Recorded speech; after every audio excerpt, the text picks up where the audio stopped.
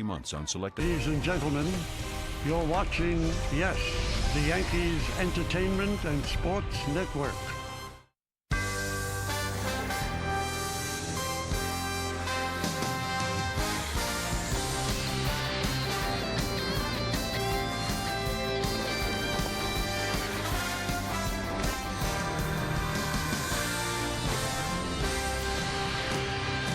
One of the great baseball careers of all time ends today in Boston. Derek Jeter on the Fenway Park turf during the pregame ceremonies with his team and taking batting practice and having a grand old time. A lot of laughs, his teammates all around him, people taking pictures. It had a World Series atmosphere, and he's leading his team for the final time out onto the field.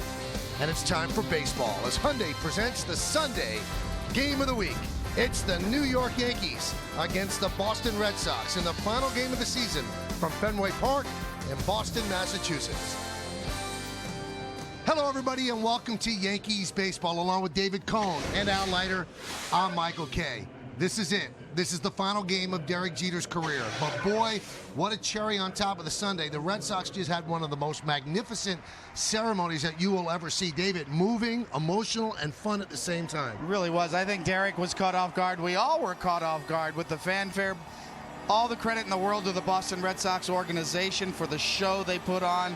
Out of respect for Derek Jeter, Bobby Orr, captains from all the sports and Boston lore of the past, even the players getting caught up in it, taking pictures along the way. And then, obviously, Dustin Pedroia, the guy who is essentially the captain of the Red Sox, presents Derek with a second base here, and then the leader of the Ice Bucket Challenge meets Derek as well. You know, Michael, David, I see this as here they are, the Yankees in enemy territory, and to show what the Red Sox were able to do says so much about what everybody feels when they've met Derek Jeter, what they know about him, what we read about him. This was really well done that the Red Sox did what they did today. Incredibly well done. They will be celebrated around baseball. I'm sure that Derek Jeter will have a very warm spot in his heart for this team, which is his team's most bitter rival, but they put on a show today before the game. You know what? There is a game today. It's not just about Derek Jeter, so we'll tell you the pitching matchup in this one, brought to you by People's United Bank. See what know-how can do. Michael Pineda, who's pitched very well this season, has an under 2 ERA, and Clay Buchholz says, I hope I'm in the game long enough so I can be the last pitcher to ever pitch to Derek Jeter. That's what this man has meant to this sport, and today is the 2,747th last game that he will ever play in. Pretty emotional stuff here at Fenway. He's going to come up in the first inning. Joe Girardi said, I'll keep him in there as long as he wants to be in there. How long that is, we don't know. But he's coming up in the first inning. Lineups, first pitch, Jeter, next. Hey, Anthony, I love my... Yankees Baseball on Yes is brought to you in part by Sleepy's. Forget the amateurs. Trust Sleepy's, the only mattress professionals. By your tri-state area Volkswagen dealers, visit VWDealer.com. By Memorial Sloan Kettering Cancer Center, and by Tullamore Dew, Irish True. Enjoy responsibly. Oh, what an absolutely gorgeous day here in New England. A perfect day for baseball. Does not feel like it's fall at all. It feels like it's July. That's how beautiful it is. It's actually hot here at Fenway Park. And let's take a look at the game time weather presented by Bigelow Tea.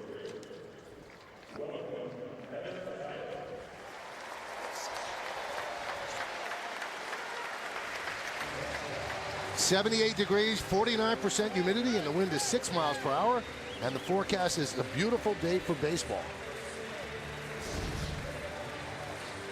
And it is a beautiful day for baseball. Guys, we were just talking about it. What a ceremony put together by the Red Sox. All the Red Sox former captains, Carl Yastrzemski came out, Luis Tiant, Tim Wakefield, the first batter that Derek ever faced, or the first pitcher Derek ever faced here at Fenway Park. Then they have Bobby Orr, Paul Pierce, Troy Brown. Just amazing the group of people they put together. Yeah, really classy move by the Boston Red Sox organization. Caught everybody off guard. I mean, everybody was anticipating now what were they going to do today? You know, what was going to happen? I think they were over their skis on this one. Just well done all the way around. You know, I can't reiterate it enough as to what Derek Jeter has meant to all baseball fans. I know Yankee-centric fans, it's their guy, but it's really been baseball's guy. He has truly been the ambassador for the game. You know, you can contemplate and crunch numbers and all the stuff as to where he lies as the greatest. He is just so well liked in every facet or every arena that there is around this sport. Well, the Red Sox have taken the field. Let's take a look at today's Yankees starting lineup presented by Lexus. Leading off and playing right field, Ichiro Suzuki. For the final time, the DH, the captain, Derek Jeter bats second. Hitting third, the center fielder, Brett Gardner. Mark Teixeira's at first base, he'll clean up.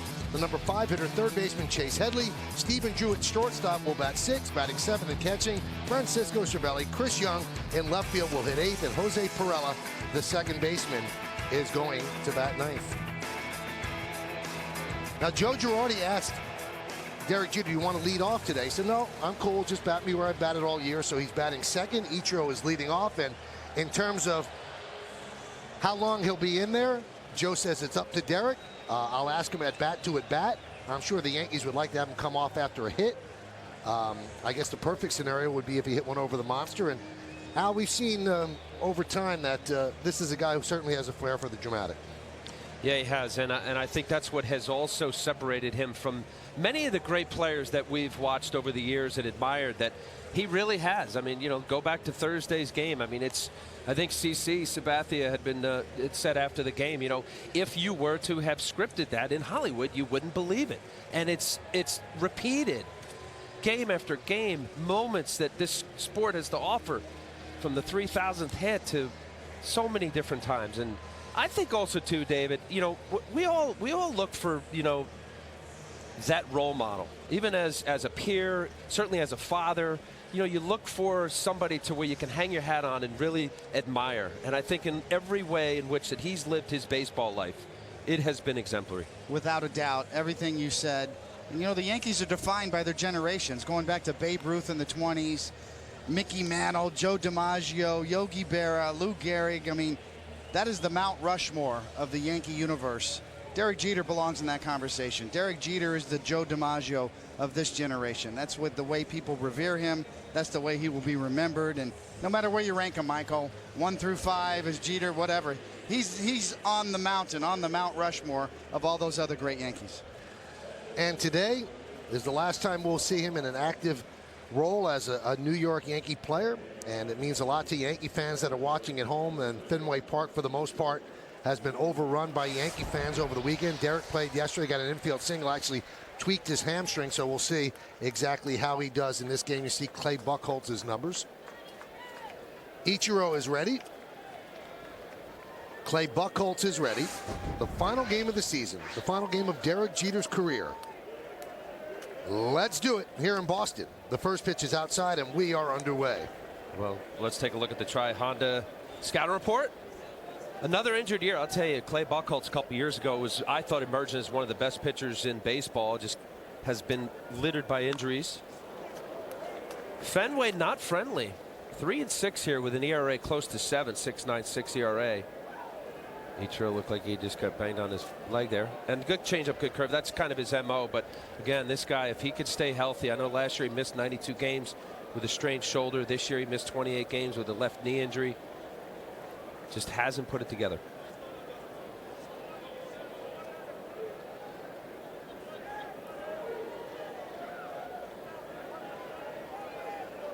Ichiro taking time, adjusting his elbow guard, trying to shake off the pain, and steps back in the box with a 1-1 count. This could be Ichiro's last game as a Yankee as well. Ichiro has not announced his retirement. It seems like a certainty that he wants to return. Don't know if the Yankees will have him back, but this could be his last time as a Yankee. Yankees 83-78 in second place in the East, tied with Toronto. And the Red Sox, they're in last place, 71-90 a year after winning the World Championship.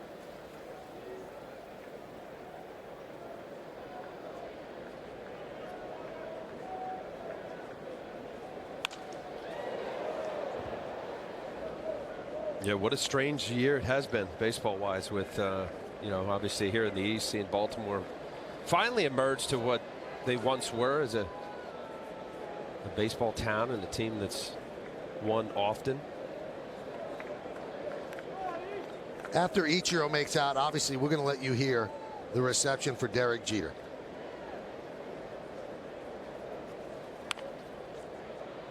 Of course, he might get a hit. We'll still let you hear the reception.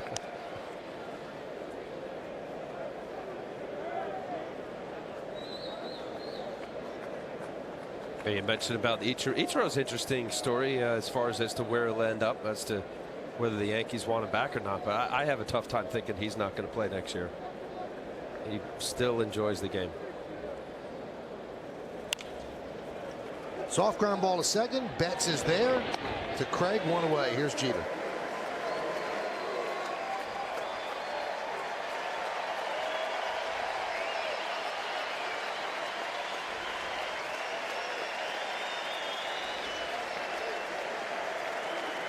The designated hitter, number 2, Derek Jeter.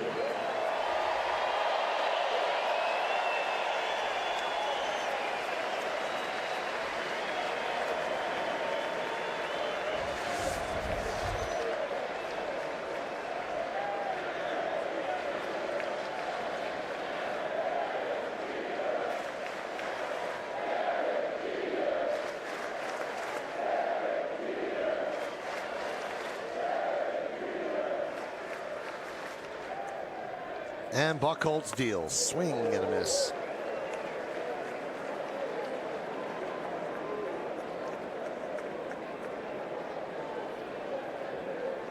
Derek has now played 154 games here at Fenway. 9 postseason, 99 All-Star game, and all the regular season games. Line drive, caught by Weeks. 2 away.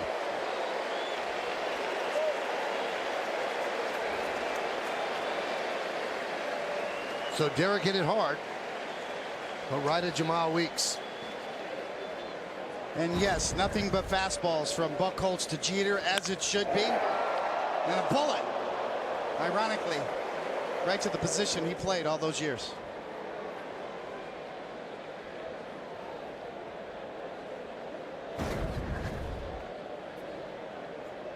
Now you see this Yankee lineup that we gave you has a lot of the regular players in there. And the reason for that, they all wanted to be in Derek Jeter's last game. Obviously, you joined us on Friday, and it was mostly a collection of youngsters, minor leaguers. But of the healthy players available, they wanted to play in this game. There's a strike.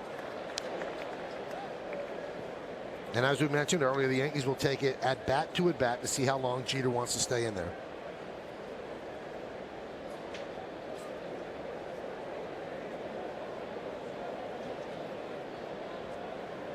The 0-1.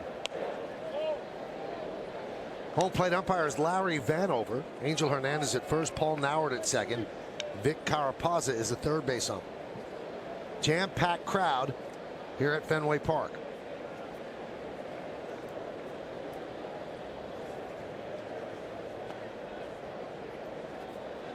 Yankees baseball available in Spanish by hitting the SAP button on your remote. SAP is brought to you by Infinity.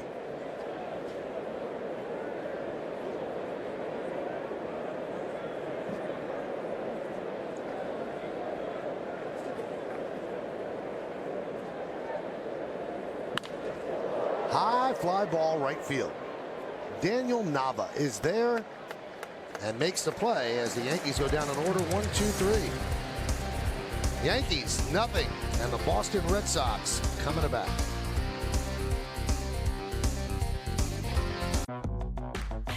As I drove across on the highway, my Jeep began to rock. Jeep Cherokee up to 31 mpg highway. Class exclusive 9-speed automatic transmission. Experience the best-selling SUV brand at the Jeep Celebration event. Get a low-mileage lease on the 2014 Jeep Cherokee Sport for $179 a month for well-qualified current lessees of competitive vehicles. 2015 New York Yankees season tickets are on sale now. Secure the best seat locations for the 2015 season. And as a new season ticket holder, you'll enjoy significant savings and flexible payment options. Your legacy starts now with 2015 season tickets. Call 212-YANKEES or email seasontickets@yankees.com today. The BMW i8's full-color head-up display keeps you focused on the road ahead, even when you're driving the BMW 3 Series. This and other BMW i8 innovations available in the BMW 3 Series. We only make one thing, the ultimate driving machine. Take advantage of these limited time offers while supplies last.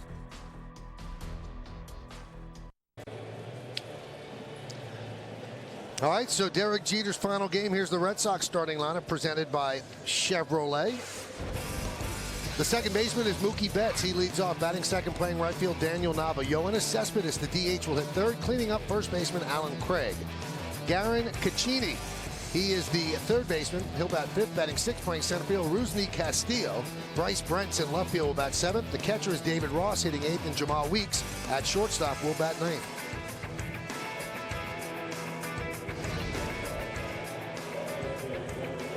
Michael Pineda on the mound to be making his 13th and final start of the season here in Boston.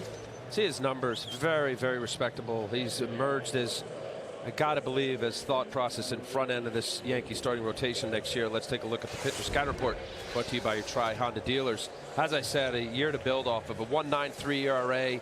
This guy has been really, really a good major league pitcher. Strike thrower. In his 70 innings, only 7 walks. You talk about getting ahead and pounding the zone. He's done that all year. Very little run support. Records are deceiving. Yankees scored a total of 5 runs in his last 5 starts. And the pitch to Betts. 1-0.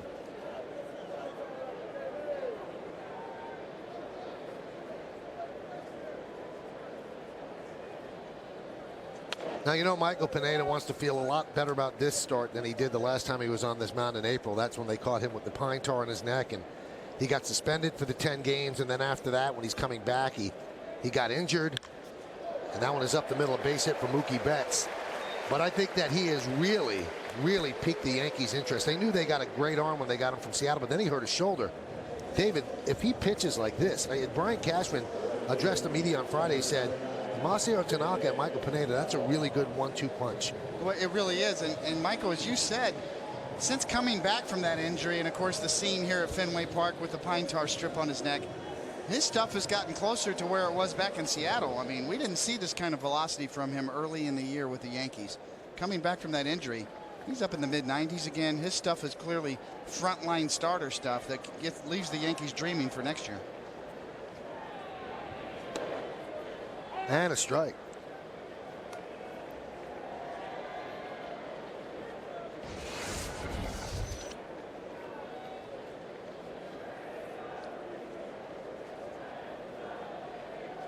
He is not going to have any trouble today getting a grip on the baseball. It is hot.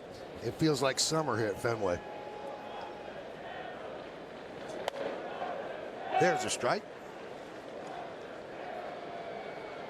The amazing part, Al, that we've noticed about Pineda is his impeccable control for a power pitcher and all the movement he gets on that fastball, a natural cut type fastball, boring action into lefties, away from righties, and a devastating slider.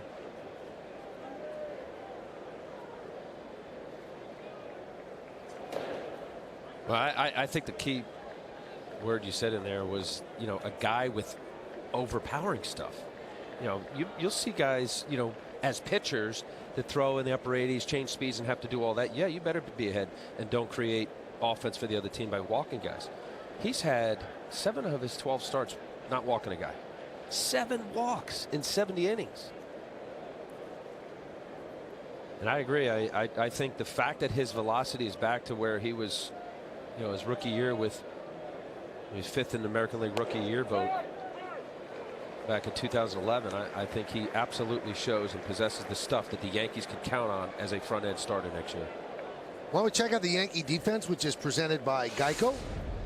It's Young in left, Gardner in the center, and Ichiro over and right. In the infield, it's Headley, Drew, Perella, and Teixeira third to first.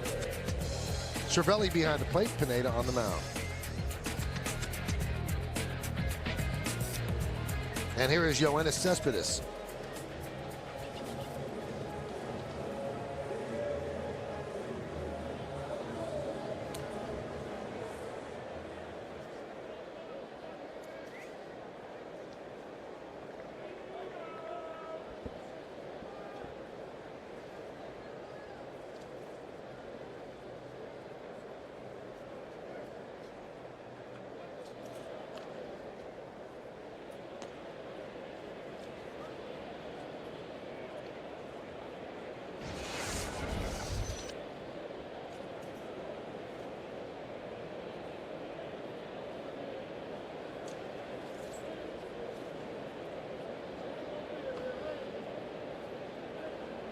Runner goes.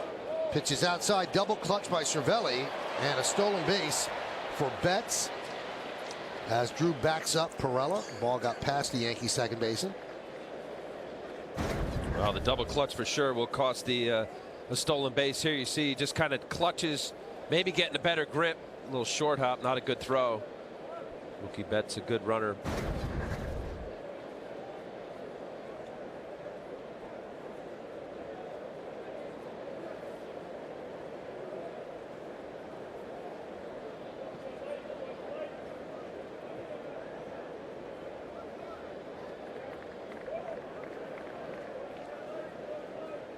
Bottom of the first inning at Fenway.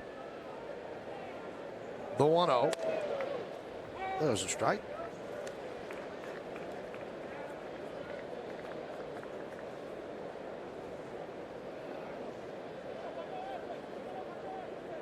Yoenis Cespedes right on the button with 100 RBIs this year. First time in his career he's reached that mark.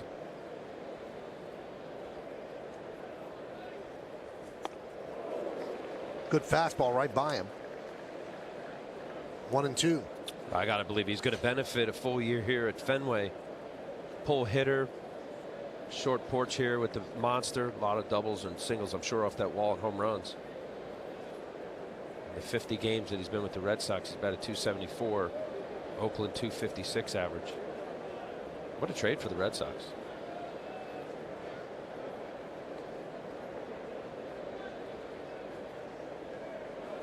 Swing and a miss. He dialed it up to 96 miles an hour to strike out Cespedes.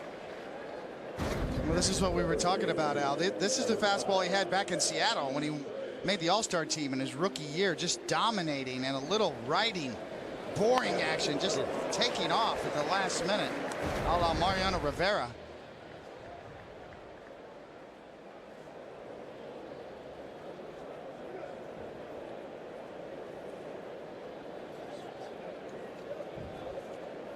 Here's Alan Craig.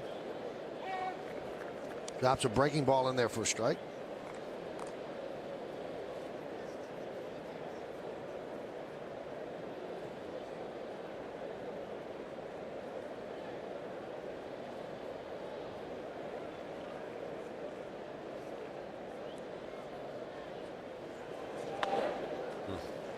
Good slider there. What did you say the game time temperature was? I think it was just about 80, but it seems hotter. You see Pineda? 78, but it's Pineda is drenched. Yeah, on the field temperature a little different. The clay and reflecting the sun. It's definitely more in the upper 80s, closer to 90 degrees on the field.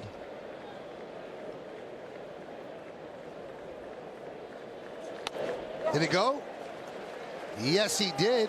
And Pineda strikes out 3 here in the first inning. No runs a hit.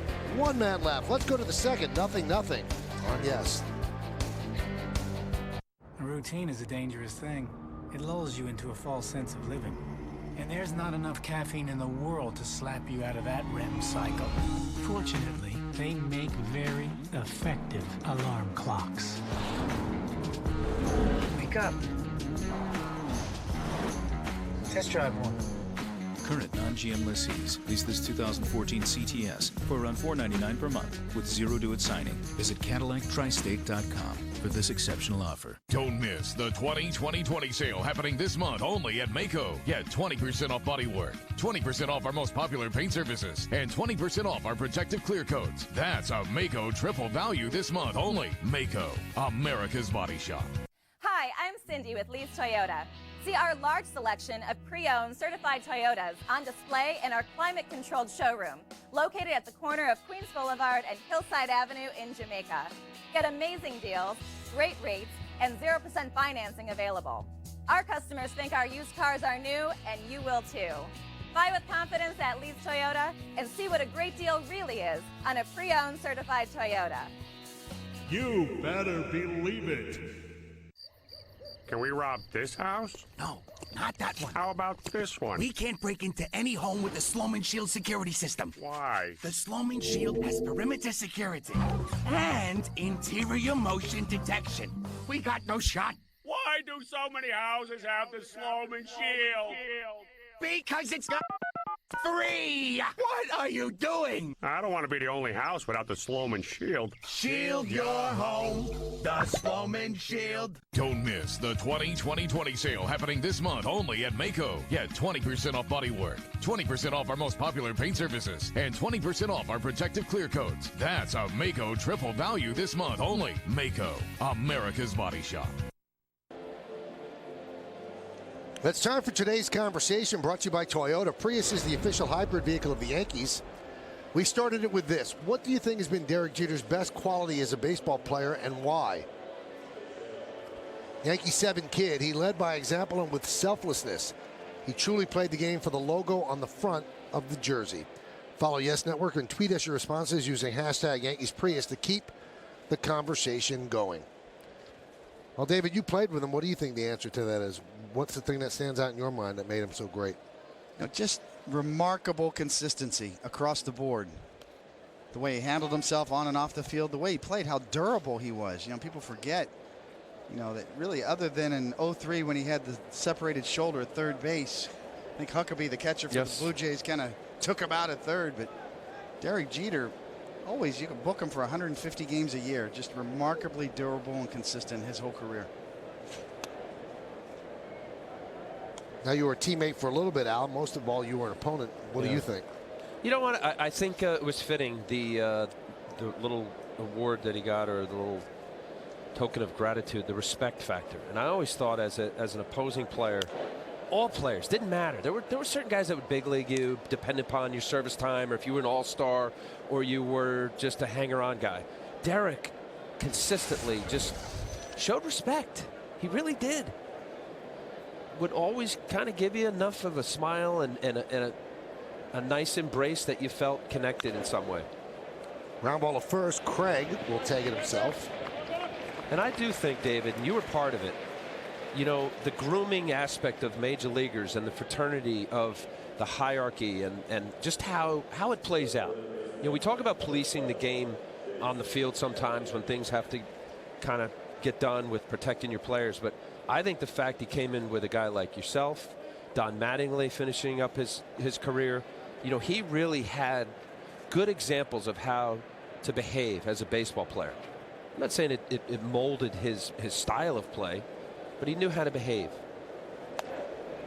I heard a great story today. It was in the Boston Globe. Shane Victorino had back surgery. He's a member of the Red Sox, has not been with the team. He came here today because he wanted to be here for Jeter's last game, and he told the story. They were teammates on the 2009 WBC team, and Shane Victorino brought his wife and daughter to the games, and Jeter met his 18-month-old daughter.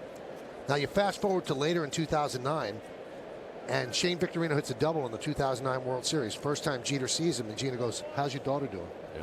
He said for him to think that in the middle of a World Series and to remember that he met my daughter and during spring training, it tells you all you need to know about him. Pretty cool story. Which I think reasons why a place like this, the rival Red Sox, were able to comfortably put on a tremendous ceremony, because the logos and marks were not viewed by these Red Sox fans. I know there's a lot of Yankee fans here today. It was about Derek and the way he carried himself for 20 years. Exemplary. No missteps. that I know of.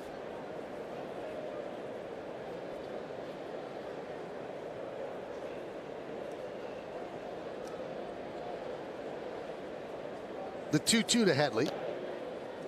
3-2.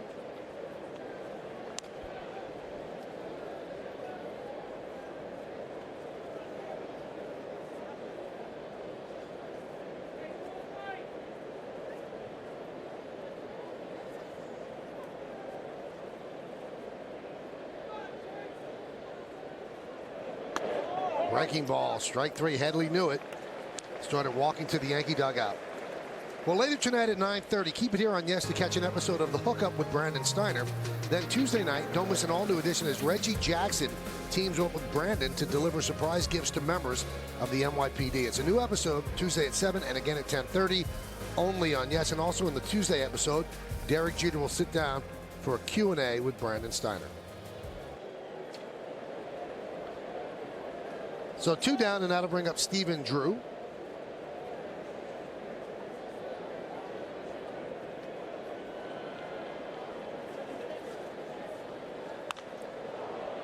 High fly ball, shallow right center. And the catch is made for the final out of a 1-2-3 inning. Yankees go down in order. We go to the bottom of the second.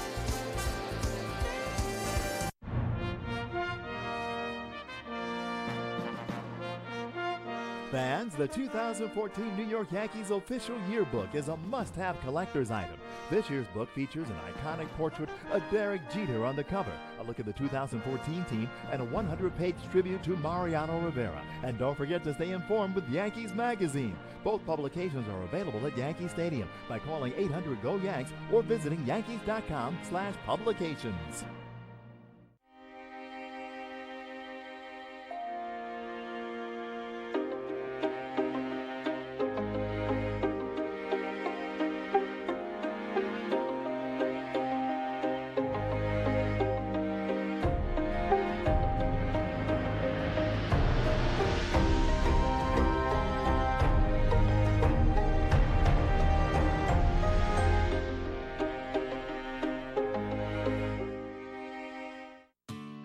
Having a free checked bag with my United Mileage Plus Explorer card. I've saved $75 in checked bag fees. Priority boarding is really important to us. You can just get on the plane and relax. I love to travel. No foreign transaction fees means real savings. We can go to any country and spend money the way we would in the U.S. When I spend money on this card, I can see Brazil in my future. For a limited time, earn 50,000 bonus miles.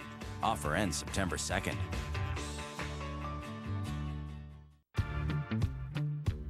People around here have the highest IQs in the country. Well, the Honda Accord is pretty smart too, with available lane watch that actually lets you see your blind spot. Or the Civic with the iMid system that lets you play DJ on Pandora. And the CR-V with the Ecom button, because gas ain't exactly cheap these days. Putting smart people inside the smartest vehicles on the road, now that's street smart. Check out this great lease offer on a Honda CR-V today. Try Honda dealers, not just smart, street smart.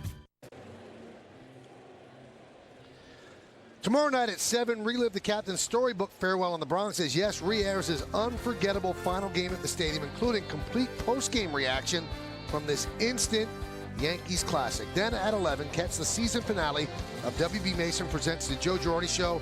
It all starts tomorrow at 7, only on Yes. So the entire Thursday game from the stadium, his final game of the stadium, and all the post-game as well. You see Derek sit down with the media, which is very, very revealing. So tune in at 7. So many people enjoyed it live. But for those that missed it or might have been at the game, now you get an opportunity to set the DVR and watch it live.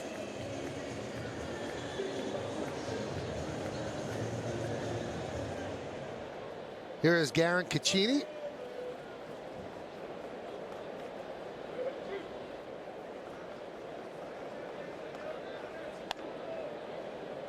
Pitches upstairs, 1-0.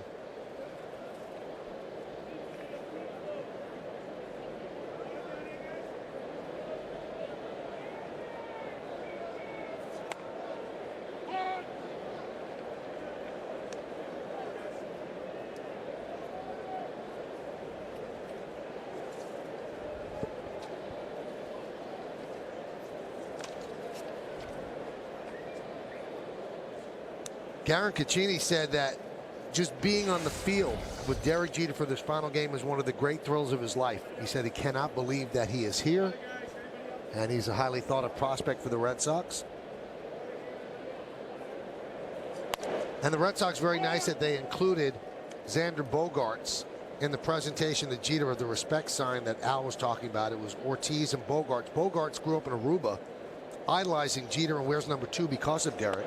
So what a thrill it must be for that kid to be part of that. Strikeout, 4 in a row for Pineda. That's going to bring up Rusney Castillo. Everybody wonders what's the deal with this kid. So let's take a look at the Jeep Hitters scouting report. Well, indeed, a lot of scouts got their eyes on him, and the majority said they think he's a 5-tool player, which is obvious across the board skill sets, including power, which fits well over here at Fenway Park. And show me the money. Well, that's what 5 tools get you. 7 years, $72.5 million contract on August 23rd. And the Cuban invasion, a lot of success with several Cuban players recently. Probably the rookie of the year in the American League, Jose Abreu, obviously. Yoenis Cespedes, his teammate here, Yasiel Puig. Fly ball right center.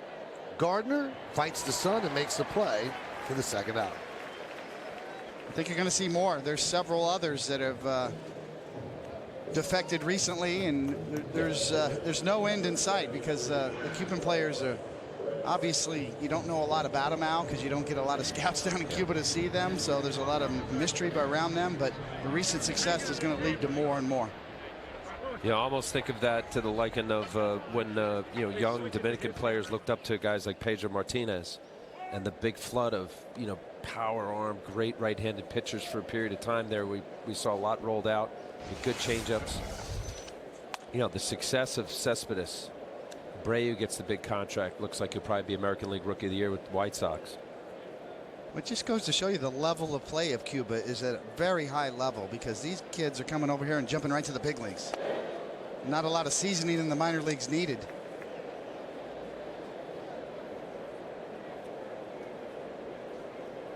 And meanwhile, Michael Pineda just filthy today so far. Up to the upper 90s and a razor blade slider. How about that? 5 strikeouts for Pineda. Derek Jeter got that sign. Respect from David Ortiz and Xander Bogaerts. Just a great ceremony and a great keepsake for Jeter.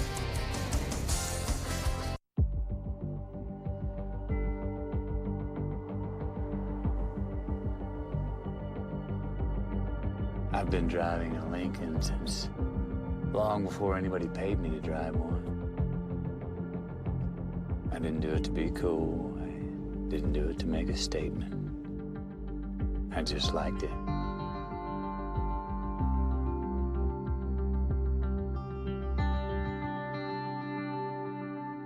And now the end is near, and so I face the final curtain.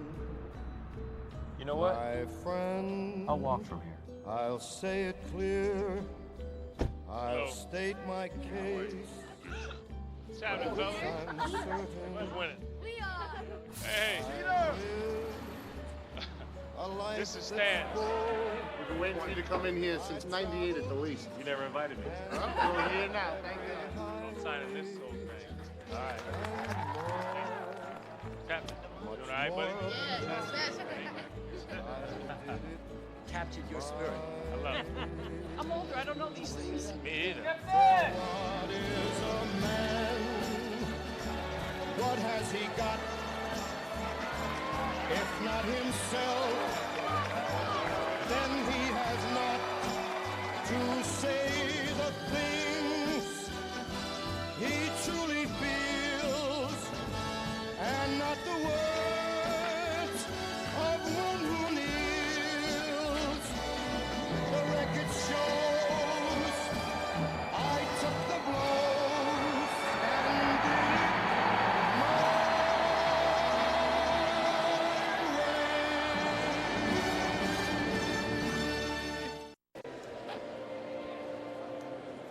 Yankees baseball on Yes is brought to you in part by Connecticut Tourism. Find getaway ideas at ctvisit.com. by Honda. Start something special with a great deal on a Honda now at your Honda dealer. And by People's United Bank. See what know-how can do.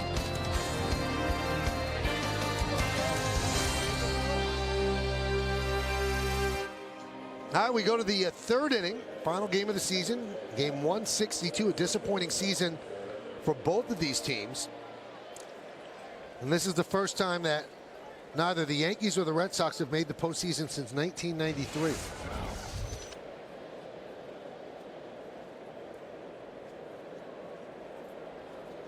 Cervelli will lead it off. There's some eerie similarities between the end of Jeter's career and the end of Mantle's career. Mantle's final game at Yankee Stadium, the same date, but 1968, as Jeter's final game at Yankee Stadium. And Mantle's final game in the big leagues was a Saturday in 1968 on this date, September 28th. And he popped out in his first at bat to Rico Petrocelli. He was playing first base that day, never took the field. Andy Costco took the field, and Mantle showered and headed to Logan Airport, and that was the end of his career. He never announced he was retiring because he actually did report to spring training with the Yankees, and like a day in, he announced that that was it. He couldn't do it anymore. And a lot of people suspect all these years later, because the Yankees were a bad team then, that he did not announce his retirement so that they could sell season tickets, fans thinking that they'd get to see Mickey Mantle. I was reading Marty Appel had a story, longtime Yankee PR guy in the Boston Globe, with some of that information. But Mantle had a bad final season, 237, and he was just 36 years old. But he said that he never took care of his body, and his skills really diminished quickly. His best year, or last good year, was when he was 32 years old. Wow, 32.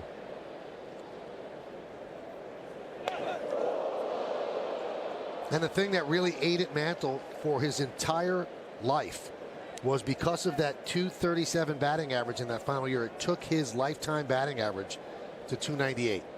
And he said, I was not a 298 hitter, I was a 300 hitter. And he was always sorry to the last days that he played to the point that he got under 300.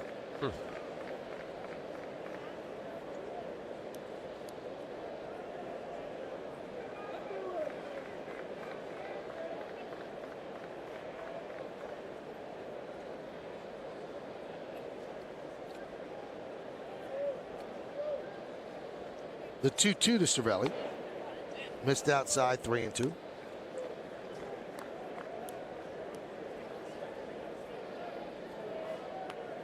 Coming into this season, Derek had 2,602 games played. And when you consider he's a 40-year-old shortstop, did anybody really think he was going to play in 145 games? This is 145th game today. Breaking ball misses inside, so Cervelli, the first Yankee base runner. Now, he didn't have a Jeter'S season, so to speak, over 300. But for a 40-year-old shortstop who missed most of last year with a broken ankle, for him to get himself into the shape to play 145, pretty amazing. Yeah, and up until September, he was having a good year. Yeah, I mean, he's struggled down the stretch, but in regards to overall numbers, and I'm with you. At his age, the amount of games that he played at shortstop, to show that I can do this after the injury year last year, says a lot.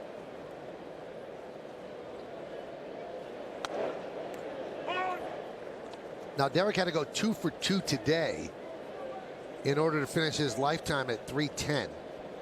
So now I think the next step would be 3 for 5. I don't think he's going to get up 5 times today.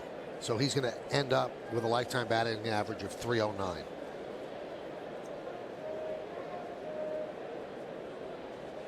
The 0-1. Outside the Young. You know, it is remarkably durable, you know, Michael, and what you bring up at 40 years old and this many games. You know, his first 7 years, he never played fewer than 148 games. And we talked about the freak injury in Toronto at third base at 03. Huckabee, the catcher, took him out. But from 04 through 2010, he never played fewer than 150 games and no DL stints at all. You talk about remarkable durability.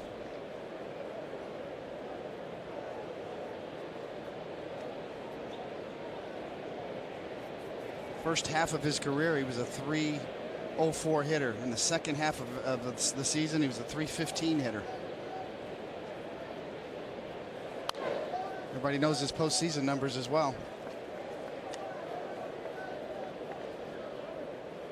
Obviously, in the wild card era, the Yankee dynasty players the numbers will be a little bit skewed because they had so many more opportunities, one more round of playoffs. So when you look at the cumulative numbers, Derek Jeter, all-time leader in so many categories.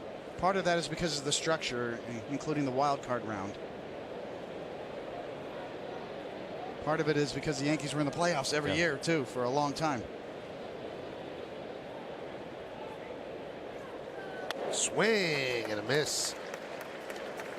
And Young down on strikes. Well, when you talk about that, David, his postseason batting average and all the at-bats, 650 at-bats, 308 batting average. What do you say? It'll end up at 309? 309. Yeah, so his postseason batting average is a point below his career regular season. And that's kind of remarkable when you consider in the postseason you're facing the best pitchers. And the pressure is highest. How about World Series? You talk about pressure highest. 321 batting average. Here's Jose Pirela. Top of the third, 0-0 Yankees and the Red Sox. Beautiful day at Fenway. Full house.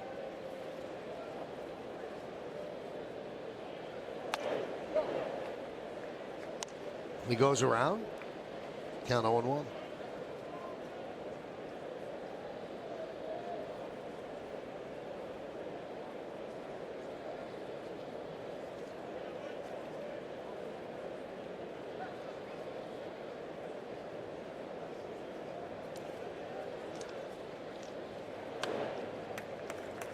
Oh, and 2.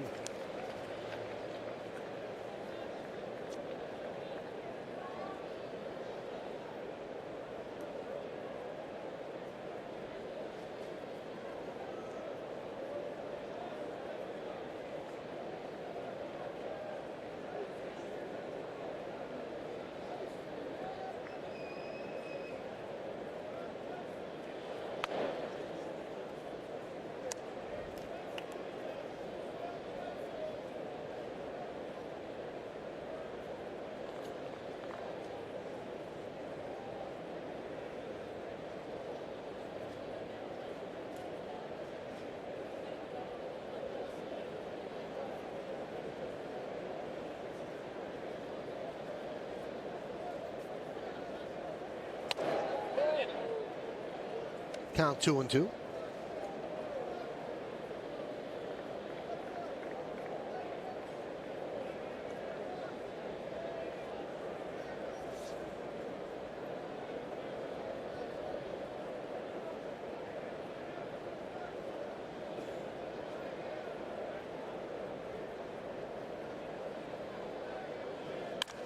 Right up the middle, the first base hit of the game for the Yankees. Pirela with a single.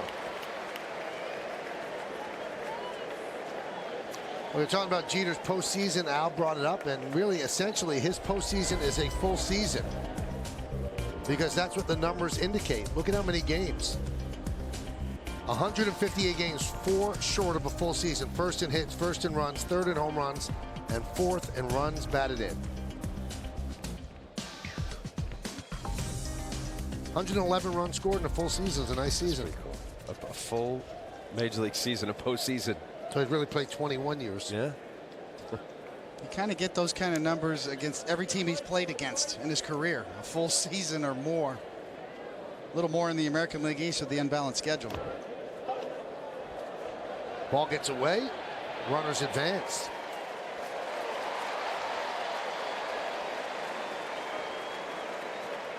You look at the Yankees top of the order here as we're gonna see the ball in the dirt, ricocheting away.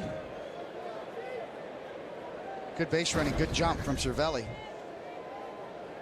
But Ichiro and Jeter batting first and second in this order, over 5,100 career hits. I don't know if you could ever say that's happened before in a big league game. I'm sure maybe it has, probably has, but what a rare sight. I mean, Ichiro obviously 2,700 and plus career hits, and Jeter a little shy of 3,500 career hits.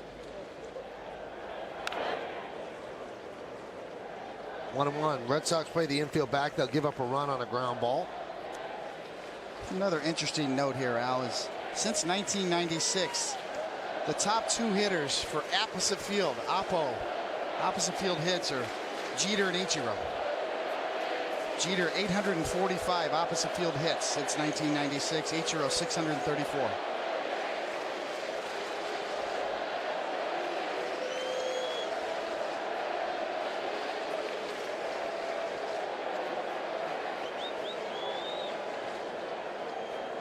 One. 2-1. Derek Jeter's on deck. I don't know that I've ever heard a "Let's Go Yankees" chant at Fenway Park, but I just heard one.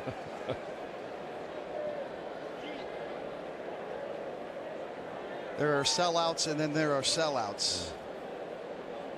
Not an open seat in sight anywhere.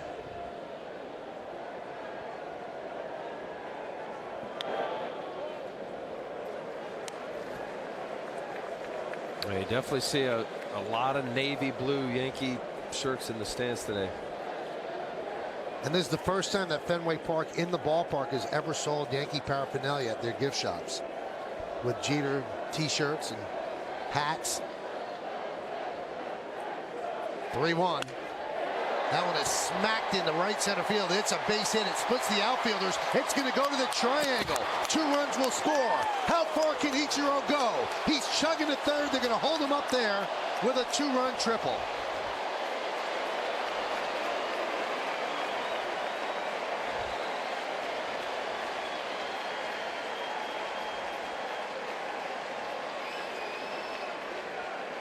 So Ichiro with a 2-run triple, and that's going to bring up Jeter with a runner on third and 1 out. The designated hitter, number 2, Derek Jeter.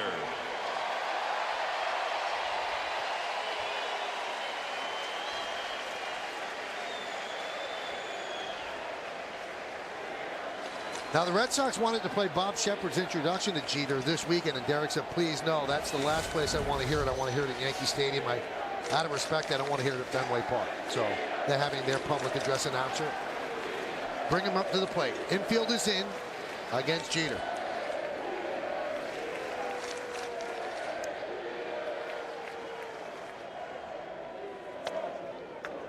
There's a strike. Jeter hit a hard line drive to Jamal Weeks at shortstop in the first. Whole Yankee dugout up. We don't know when Jeter's final at bat will be. It could be this one. He could play the entire game, but Girardi said he's going to take it at bat by bat. Everybody wants to get a look.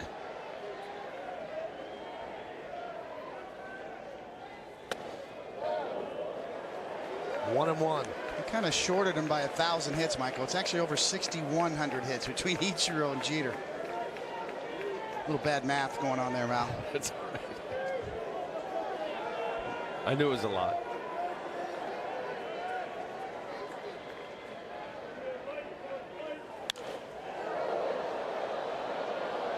One and two. This is one of the reasons that almost universally every opposing manager hated to see Jeter up in a situation like this, because of his contact skills and his ability to go the other way. And clutch by design. You watch him take batting practice. Everything's the opposite field. Short, quick, compact. Even pitches on the inner half, obviously. Put the barrel of the bat on the ball, drive it the other way, get a run home.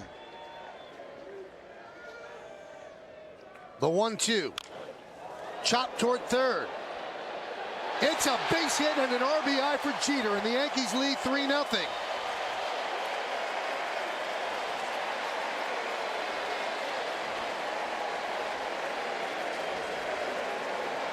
And they toss that ball into the Yankee dugout in case it's his last one.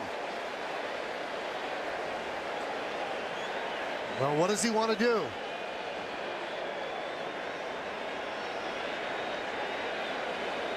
And that is going to be it for Derek Jeter. His final hit, an RBI single, as Jeter says goodbye to baseball.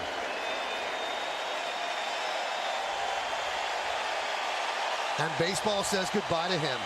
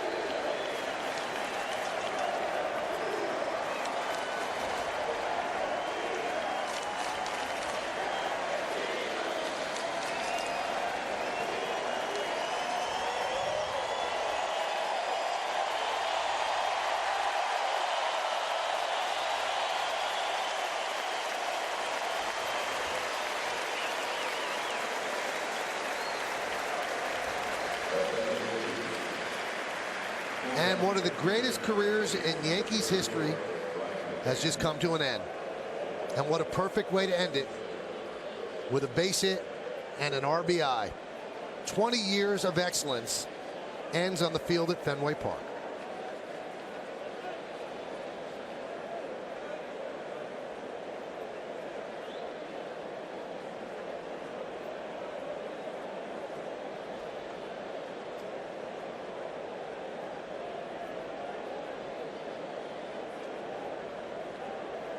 And Gardner takes outside. Well, Wow. there's two ways you could look at it. You could be sad that it's over, and his mom is obviously feeling many emotions, or you could just be elated that you got the chance to watch him for 20 years. Oh, I like that right there, Michael.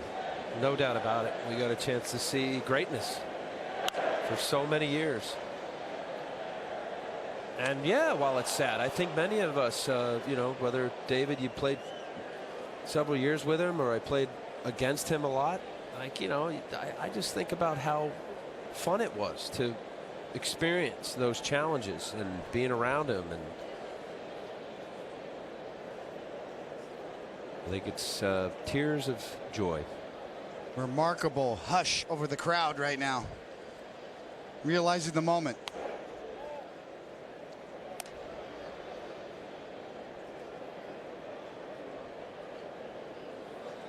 This pretty much sums it up. Don't cry because it's over. Smile because it happened. So his first hit was in 1995 in Seattle, a single through the left side of the infield. And his last hit number 3,465, was a chopper to third base to drive in a run. Now, Derek looked overcome with emotion in New York. Now there seems to be relief, and he's smiling and he's happy. And boy, this puts a bow on just a magnificent career. Yeah, I think that's fair, Michael. And you know, for the months of knowing, or Derek knowing, that this moment was going to happen, and obviously he may have rehearsed some of it or thought about what it would be like, but to just experience it, I think that's what he was really adamant about, not wanting things to be rehearsed and have it be spontaneous.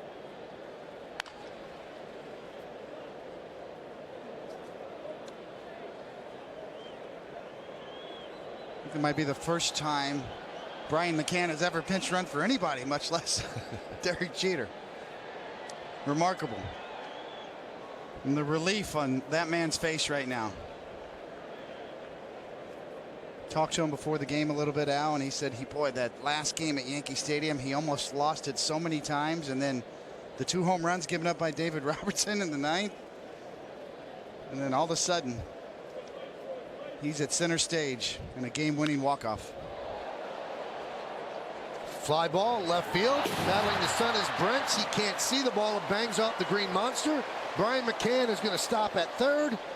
And Gardner will stop at second with a double.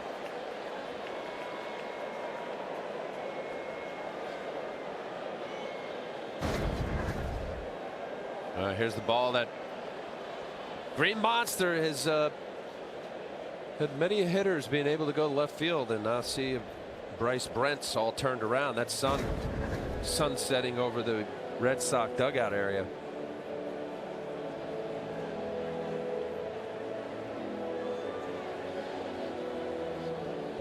Let's take one more look at Derek Jeter's final hit. Well, as we said, one of the last guys any opposing manager wanted up in these types of situations, because he just put the bat on the ball.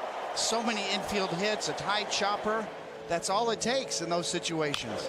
You never saw Derek Jeter strike out in these situations a lot. And you think, oh, that's a chopper infield hit, maybe luck factor. No, that's by design. Derek Jeter trained himself for those types of situations his whole career. If you ever watched him take batting practice, choppers, ground balls the other way, contact. He is the guy you wanted up in clutch situations his entire career. And opposing managers knew it.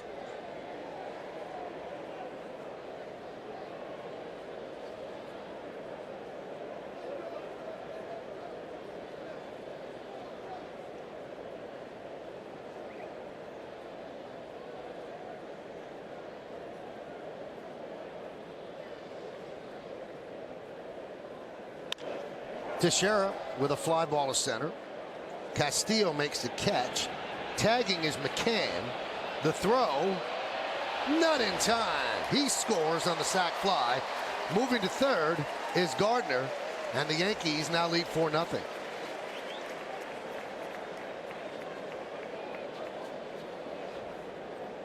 Let's take a look at Joe Girardi after Jeter crossed first with the hit. And Joe's going, do you want to come out? You tell me. Is it over or not? You make the call. Done? He looks. Yeah, that's it. I'm done. It's time for the second act. It looks like he is managing today. Anyway.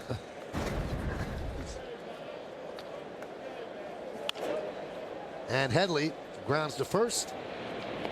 And that will do it in the third. The last inning of Derek Jeter's Major League career. He gets a hit, drives in a run, and now becomes a spectator. Tomorrow on an instant Yankees classic. Derek Jeter ends his final game with a walk-off single. Tomorrow night at 7, only on Yes. The lightest or nothing. The smartest or nothing. The quietest or nothing. The sleekest, sexiest, baddest, safest, tightest, harshest or nothing. At Mercedes-Benz, we do things one way or we don't do them at all. Introducing the all-new C-Class. The best or nothing. Victor was just a normal 4-year-old. All of a sudden, he's diagnosed with leukemia. Now he's cancer-free. He's kind of been made new. The doctor said 6 months to maybe a year. 7.5 years later, no active cancer cells. It made me enjoy life more, to do whatever I want to do, but I have no fear about it.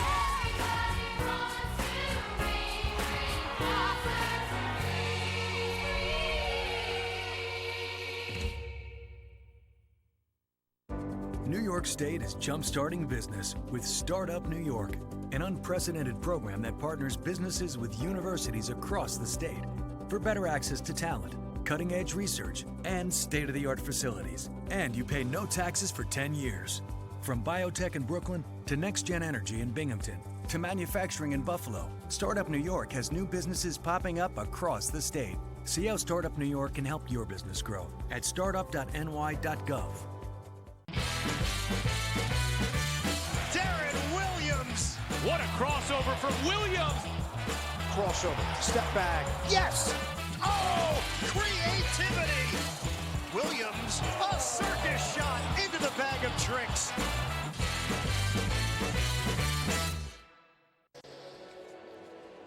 Later today, after the postgame on Yes, don't miss our exclusive and revealing interview with Derek Jeter as the captain sits down with Meredith Marakovitz to reflect on his brilliant career in pinstripes.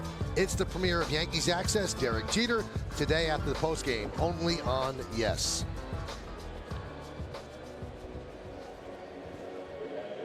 Well, we go to the bottom of the third. Yankees put 4 runs up in the third inning, and it's almost as if those 4 runs never happened. Only one thing happened in the top of the third inning, and that was the final at bat of Derek Jeter's magnificent career.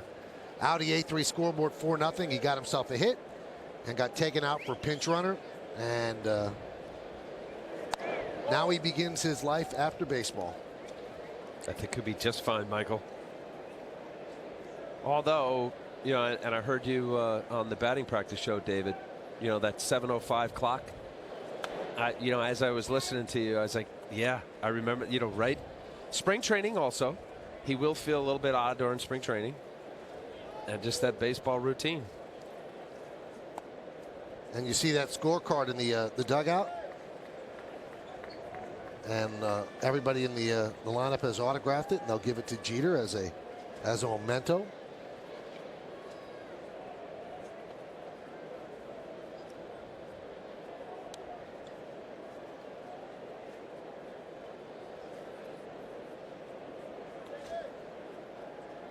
Well, you both stepped away from great careers. What was it like, Al? We talked the other day, you cried in the dugout. Yep. But when you walked away from the stadium, what was on your mind? What next? I mean, you were a young man. Derek's a young man in terms of life. What comes next? Did you feel lost when you left the ballpark that day? No, but I do think that in Derek's case, the 20 seasons of, all of your experiences, it kind of flashes periodically through your mind as to your moments. I just think with Derek, nice play, Tex. I think with Derek, the fact that the crescendo had been built up, right? So it was Thursday, the magnificent moment at the stadium. Well, that'll be forever lived and replayed, I'm sure. But, it's not like it just, it was dropped on everybody, a month ago. So I think he's good with himself. And there's no question in my mind this guy's going to be a success in whatever he wants to do when he's done. Now, you talked on Friday, David, about how you were just in so much pain getting out of bed. You didn't want to cause further harm for your future life, but baseball had been what you knew since you were a kid. Right afterward, did you feel lost? No, I was looking for a margarita and a tea time, Michael. I didn't feel lost till the next year. Like I said, the structured life of baseball.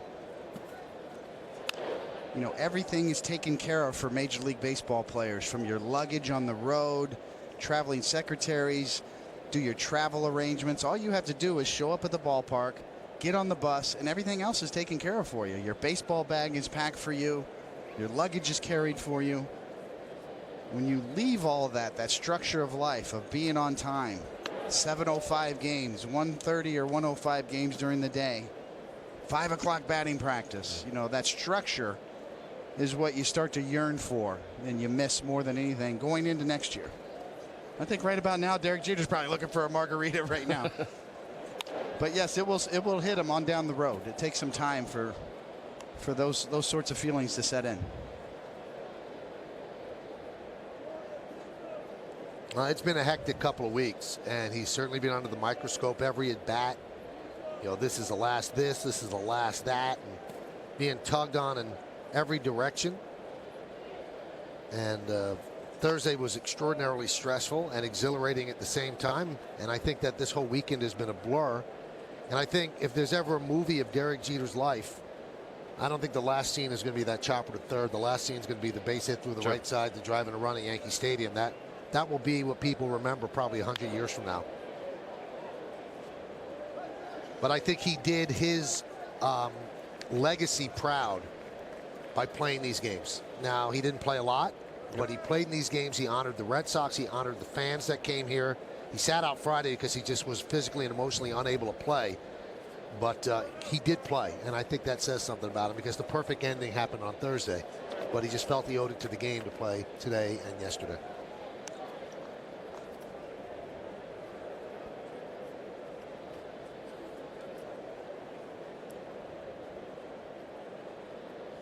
That's a great point, Michael, because the day that Derek Jeter announced his retirement, this ticket for this game at Fenway Park automatically went through the roof and became the highest priced ticket of the year for the Red Sox.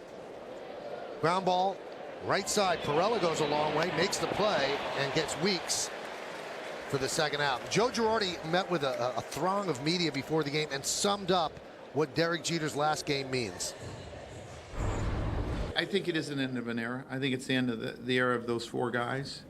And I don't know if you'll see it in sports again. In all of sports, I don't know if you'll see four guys stay together for so long that had so much success.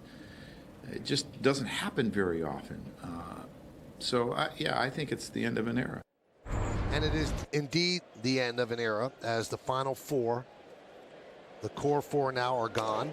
Derek was the final one. And I think that Joe's right. Those four stayed together because they were on a team with an owner that was willing to pay premium dollars to keep them together. I don't know if you could keep four stars together anymore on one team, and whether the owner would have the commitment to spend the money to keep them together. Yeah, I think that's an excellent point. And also, too, I mean, it was, I think, pretty easy for those guys with all the years of winning that the Yankees were going through during that dynasty period. Obviously, all four of the guys that we're talking about, were an integral part of that success. And sort of the missing link when the core four came up was, the Gene Michael era. And finally convincing ownership to be patient with young players and not trade them, as had been the kind of the hallmark. And very difficult for a Yankee organization that continues to have to win every year to compete. It's hard for them to go through a rebuilding process. Probably going to go through that now, too, in the offseason, trying to figure out which direction to go. But fly ball right field. Ichiro is there and makes the play for the final out of a 1-2-3 inning. 9 in a row retired by Michael Pineda. We go to the 4th inning. Yankees 4, Red Sox nothing. Style. You're either born with it or you're not. Take the Toyota RAV4, for example. Sure, it's dynamic enough to handle any of life's challenges. And yeah, it's reliable enough to go the distance. But when you see the sleek interior wrapped in a sophisticated exterior like this, boom, you'll know why it's so popular. The Toyota RAV4. Stylish is an understatement. Lease a new 2014 RAV4 for just $189 a month, or get 0% APR financing on a new 2014 RAV4. Check out the RAV4 at buyatoyota.com. Toyota, let's go places. Maxon Hyundai announces the grand reopening celebration of our newly renovated dealership. We've upgraded. Now we're making it easy for you to upgrade too. Get up to $8,000 off the dealer posted price, or make no payments for a year, or get triple the rebates, or at least $5,000 for your trade, no matter what condition it's in. Because we're crazy good at what we do. We cannot be undersold. We will not be undersold. We refuse to be undersold. Don't miss Maxon Hyundai's grand reopening celebration. Prices so low, they're insane. Large trucks can cause severe accidents, and if your vehicle is involved, the resulting injuries can be devastating. At Solino & Barnes, our team of trial attorneys understands the complexity of these cases. If you've suffered an injury from a truck accident, we invite you to call us. And let us use our experience to help you get the best result possible. Solino & Barnes, injury attorneys, 800-888-8888. Don't wait. Call 8. This is Joe. He really likes the sun. Joe says the sun can give us all the energy we need without hurting the planet. He says there are people and companies who already know how to use the sun. We just have to get behind them. Can one solution to energy woes be found up in the sky? The possibilities are endless.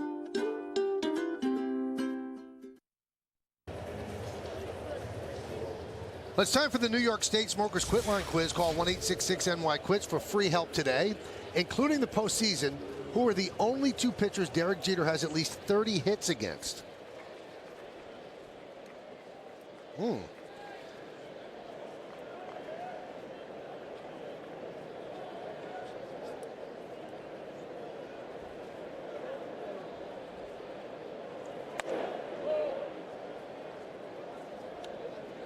Well, we've done the math, David. With that hit, and there's 1 for 2 today, his batting average is .30951. Lincoln scoreboard 4-0 Yankees, so you round the 5 into a 10, and he finishes his baseball career with an average of .310. Stephen Drew pops it up. Betts way out there, make the play for the first out. David, Al, and I were sitting here before the game. Now, I know I'm going to start a flood to the people here at Fenway Park. They played a video on the board to Billy Joel's "We Didn't Start the Fire."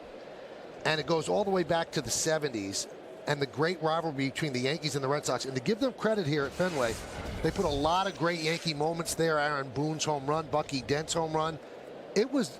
got goosebumps watching that. They did it so well. Must have been about a 2 or 3 minute video, and the crowd was just enchanted with it. Yes, I agree completely. I wish we could get a copy of that video. It was that well done.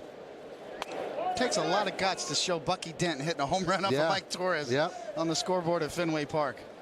They showed the brawl with Lou Piniella and Bill Lee and Greg Nettles and Carlton Fisk and Thurman Munson. I mean, they had everything in there. They had their successes as well. But it was beautiful. We had the A-Rod and Veritek fight at home plate. They had Pedro throwing the Kareem Garcia. It was amazing. They had Grady Little's face on the board. I mean, everything. They covered everything, all positive and negative. So if somehow the Red Sox should make that available to the public.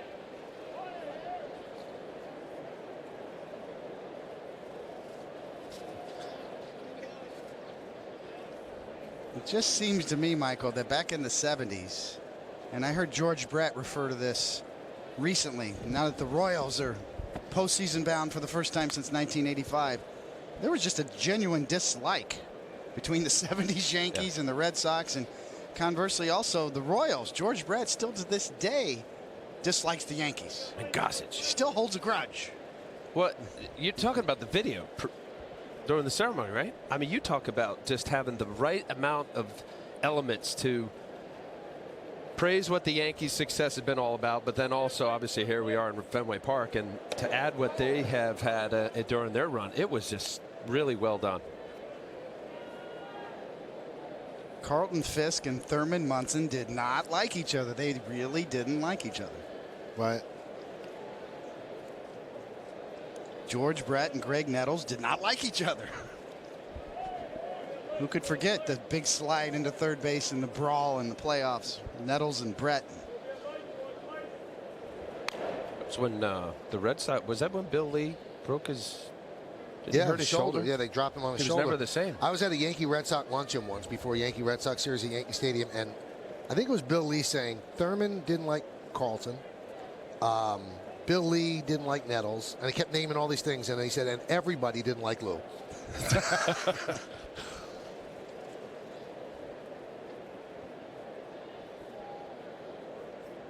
Where's Bucky Dent fit in that? Bucky Dent's actually liked here now. No, Remember when they built those seats and he sat out there where the ball actually landed? I think that was the with Mike Torres. A little détente, yeah. I also think there was a lot less hatred once the Red Sox broke through and won. Right. I mean, there used to be a real animosity and a discouragement at this ballpark, but once they won, now they've won 3 times. That was the last part of the video, if you remember, was a fan holding up the sign saying all is forgiven. Finally broke the curse. And that's a sign of Babe Ruth, the pitcher.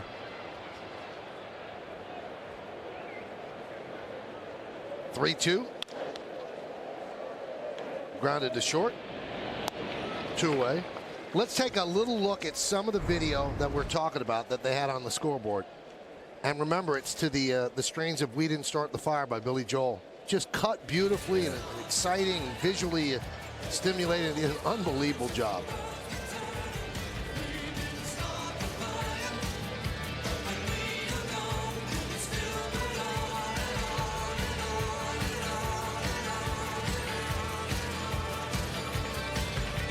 Right?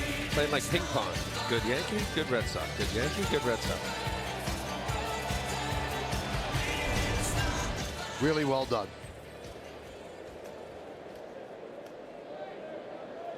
Someone somewhere has that they'll probably put it on YouTube, so look for it. It's so worth your time.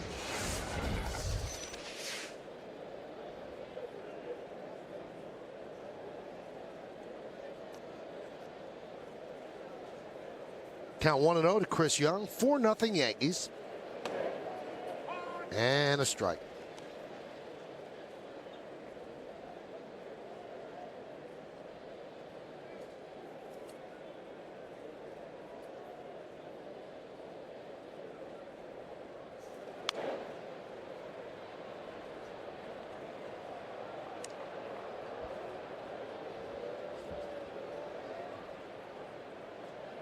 What'd you say, Michael? Went back to 1993, the last time either one of these teams were. Yeah, I believe that's the date. Wow, 21 years of this series not meaning something for either team.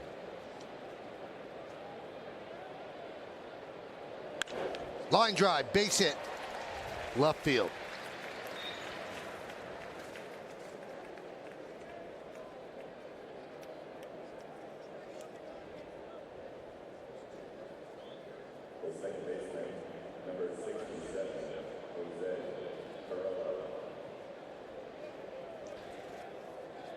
You know, Michael, you had mentioned about Jeter and Mickey Mantle having disappointing last seasons, and you know, there's been some controversy around that. Actually, Pinstripe Alley, one of the blogs, and wrote an article about Mickey Mantle's underrated '68 season. He actually had a pretty good numbers by baseball standards that year.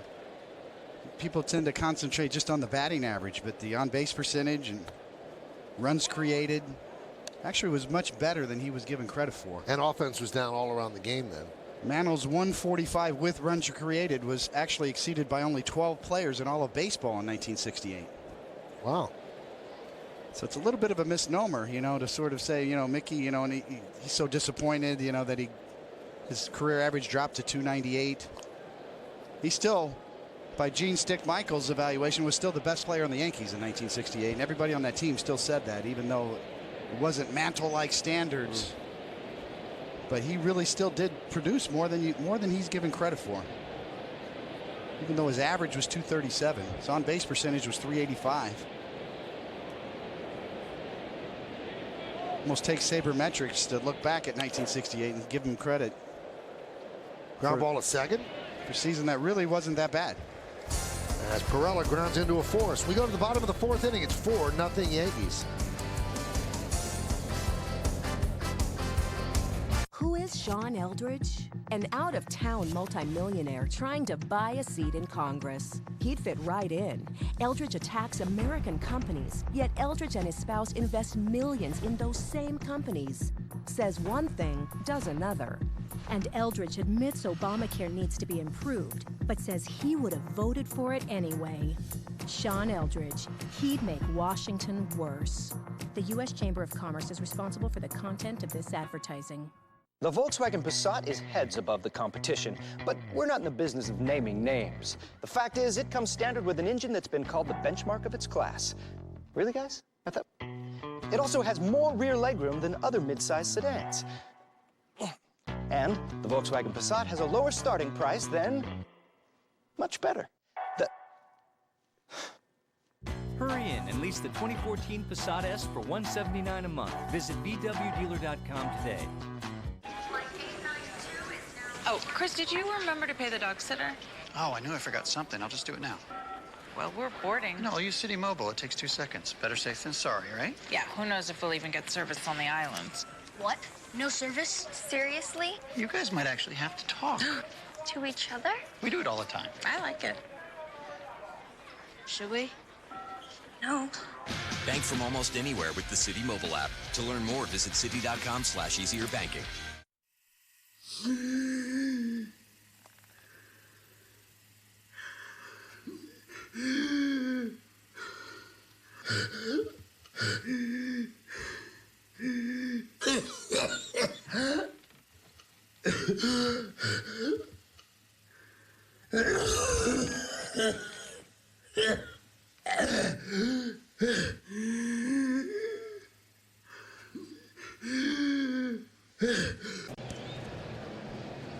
All right, let's take an answer, or get an answer for the New York State Smokers Quitline quiz, including the postseason. Who are the only 2 pitchers Derek Jeter has at least 30 hits against?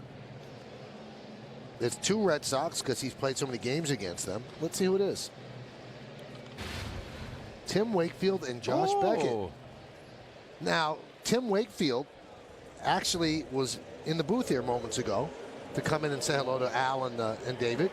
And he came out and greeted Derek Jeter. And I said, well, what did Derek say to you? And Derek said, thanks for never taking it easy on me. And that was the first pitcher that Derek Jeter faced in his first game at Fenway Park, Tim Wakefield, and he doubled to left field off Wakefield. He had 133 plate appearances off Tim Wakefield. It's even like that. You know, Derek talking about, you know, what a guy, but to have that just roll off his tongue. Hey, glad you didn't, you know, take it easy on me. I want to find out what he said to Buchholz when he shook his hand. That I can't wait till the postgame to find out. What'd you say? And Buchholz will say, what did you say? Yeah. Now, you thought that Derek was trying to go yard there, right? Because it was an outside pitch? You know what? Just part of the, I guess, the fantasy of it all. Here you got the Green Monster, and, you know, Derek's good at hitting right center. I think even before he got the base hit there in the RBI, David, you were talking about that inside-out Jeter'S swing. Looks like Cervelli got banged up pretty good here. Joe Girardi and Mark Littlefield come out, take a look. Well, Cervelli just can't catch a break on his season. It's one thing after another. That's a direct hit straight down. No protection on that inseam. He's going to walk it off, as they say. I don't know if that ever works. Walking it off. Old school. Walk it off. Spit on it. These games are very difficult for starting pitchers. When you talked about Buchholz and facing Jeter and the responsibility. You know, I had that responsibility with Cal Ripken, and I pitched against him in his last game, and I threw him nothing but fastballs. And he almost hit a home run on the first at-bat, but it's very difficult. Buchholz did the same thing with Jeter, nothing but fastballs. Now, there's a difference between challenging a guy and throwing all fastballs and then trying to lob one in there and throw him a cookie, so to speak. But Buchholz didn't let up. He just threw nothing but fastballs and took the mystery out of it. Swing and a miss. Pineda strikes out Nava. Well, here is Jeter leaving the field, and he goes to Buchholz. First, he salutes the Red Sox dugout, and then he has the presence of mind to go to the pitcher. And that's exactly what he's telling him. You know, it was a respect thing, and Cal Ripken told me the same thing after his last game.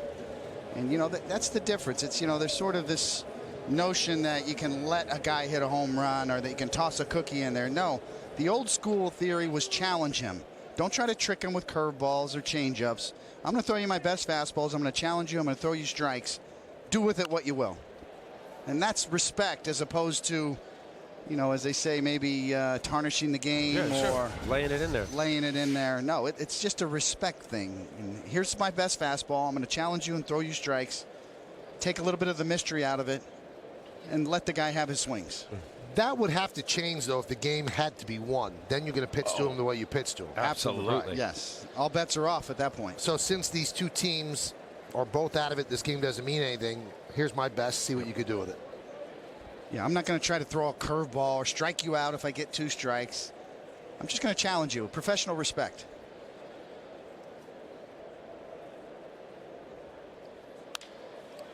Popped up. Shallow left. Young there makes the play. Hey, Buchholz was very, very upfront about it. Yesterday said, I want to be in the game long enough so that I'm the last pitcher that ever faces Derek Jeter. That would mean a lot to me. And he's got it. He's that's going to be the answer to a trivia question. Last pitcher ever. Were you with Cal Ripken? Yes, I was. That's cool. Cal's here today. Yes. And, you know, he's always noted to me that he appreciated the fact that I approached the game that way with him. And he got 4 at-bats that day, and he went 0 for 4. Had a good fastball that day.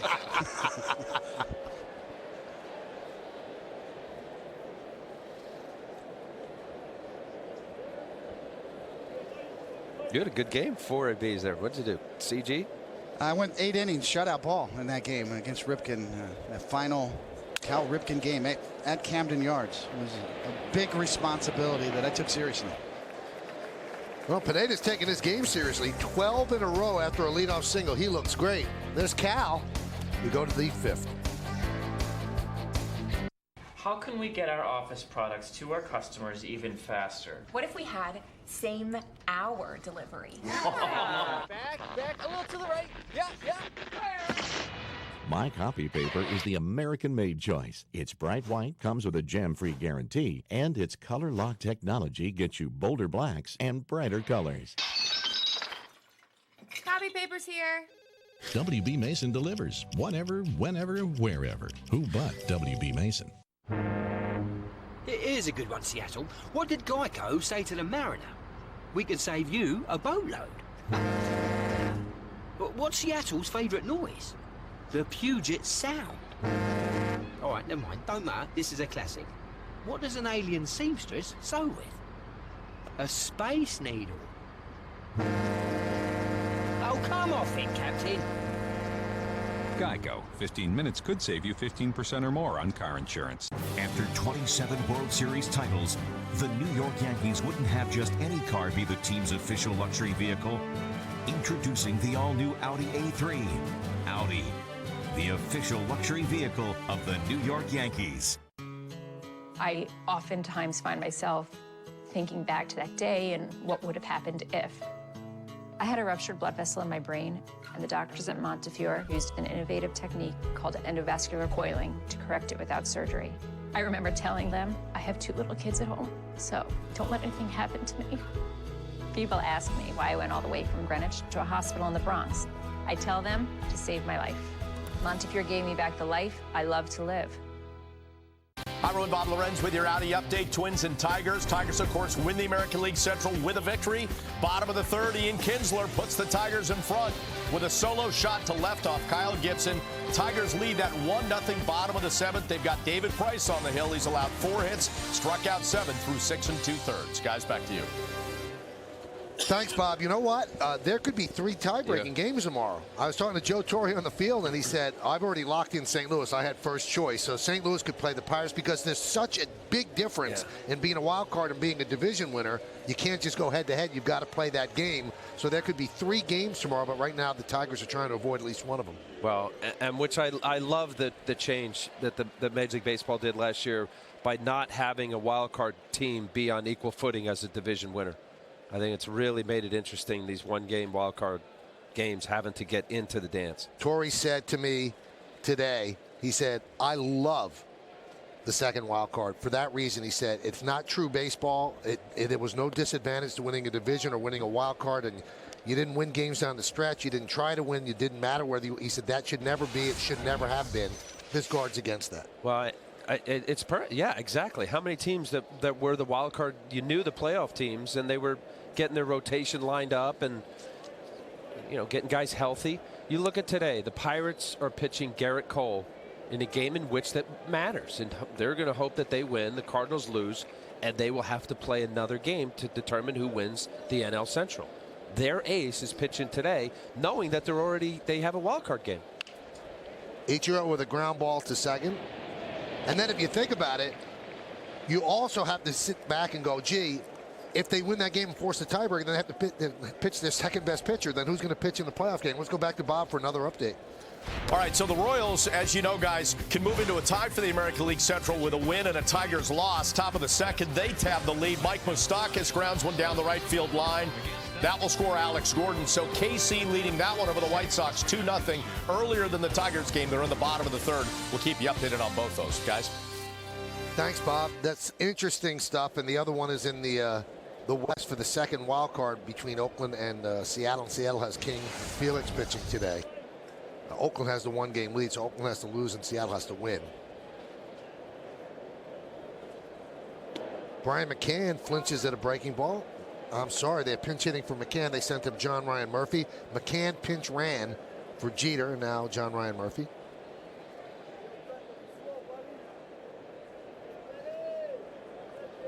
So mark these all down, everybody, when you're at those parties in 20 years. Who pinch ran for Jeter after his last hit? Brian McCann. Who pinch hit for the guy who pinch ran for Jeter? John Ryan Murphy. Who gave up Jeter's last hit? Clay Buchholz. Who gave up Jeter's hit at Yankee Stadium? Evan Meek. You got all these out? Evan Meek, I got it.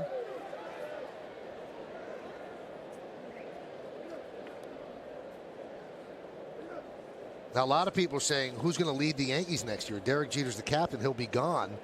And there's been some conjecture that with his second year with the Yankees and as he was with the Braves, it could be Brian McCann. So maybe that pinch running for Jeter, David, was a symbolic passing of the torch. Not a bad thought. Well, that's been the Yankee MO, right? The succession of who was the next one to carry the baton, going back to what, Gehrig and Joe D to Mickey to Bobby Mercer, Mattingly to Derek.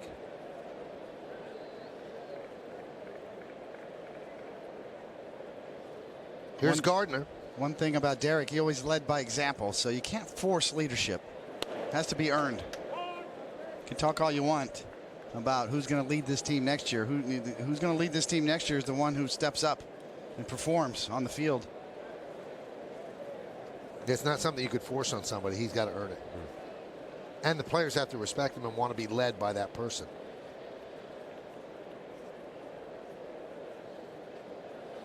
Shadows playing a role here halfway through the game. The shadows are halfway between home plate and the pitcher's mound. Which is a nightmare for the hitter. Coming out of the sunshine to the darkness of the shadow. Sounds like a nice Springsteen song. Darkness of the shadow. Coming out of the sunshine. Darkness of the shadow. Dark shadows. 1-1. Did he go? Yes, he did. 1-2.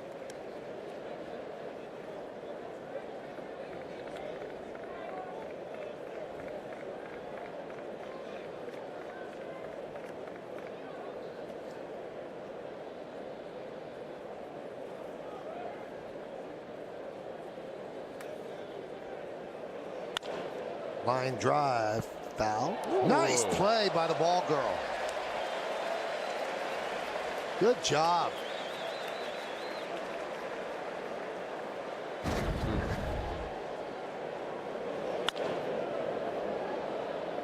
Good jump. Popped right up out of that chair. Didn't go back first. Went forward right to the line drive.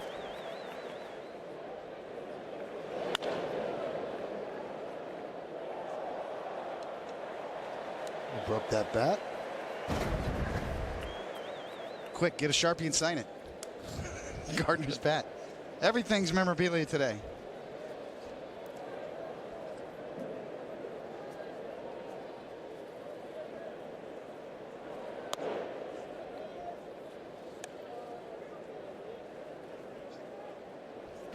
Two balls, two strikes, two outs.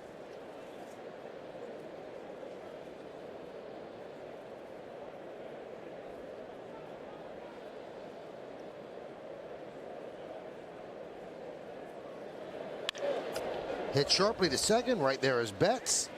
And Buchholz works a 1-2-3 fifth inning. The end of 4 1/2. We're halfway through. Yankees 4 and the Red Sox nothing on yes. Tomorrow on an instant Yankees classic. Derek Jeter ends his final game with a walk-off single. Tomorrow night at 7, only on Yes. Become a Yankees Universe rookie member today. Rookie tier members enjoy exclusive benefits, including a personalized membership card, a Yankees Universe scarf, Yankees Universe sunglasses, access to members-only website, and the limited edition Ichiro Suzuki bobblehead. A portion of all proceeds are donated to Memorial Sloan Kettering, benefiting pediatric cancer research. So join Yankees Universe today by visiting Yankees.com or by calling 800-GO-YANKS. I'm Al Roker, and New York is my home. There's no place like it in the world. When the season turns to fall, my favorite places are just a stone's throw from Manhattan. Lots of great weather, and even more great history. Plus plenty of arts and culture. Amazing fly fishing, and a Halloween party that's scarier than stormy weather. Come discover your favorite part of New York. Plan your fall getaway at iloveny.com/fall. There's something for everyone. There's nothing like the 2014 Nissan Sentra. It's sure to keep you and your friends moving and connected. Yeah, life at the top is pretty good. Choose the 2014 Sentra at just $149 per month, or get 0% APR financing. It's a great choice. Nissan, innovation that excites. Shop at choosenissan.com.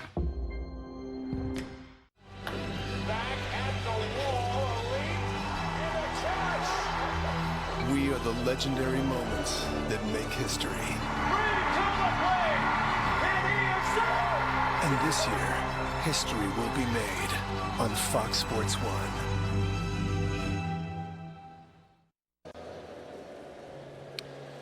'15 New York Yankees season ticket sales are on now. Secure the best seat locations for the 2015 season. In addition, as a new season ticket holder, you will enjoy significant savings and flexible payment options.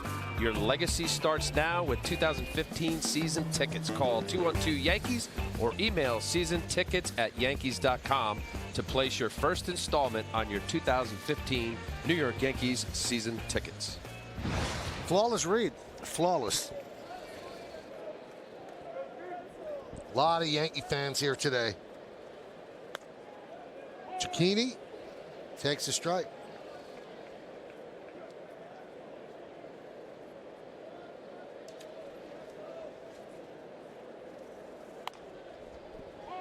And another strike.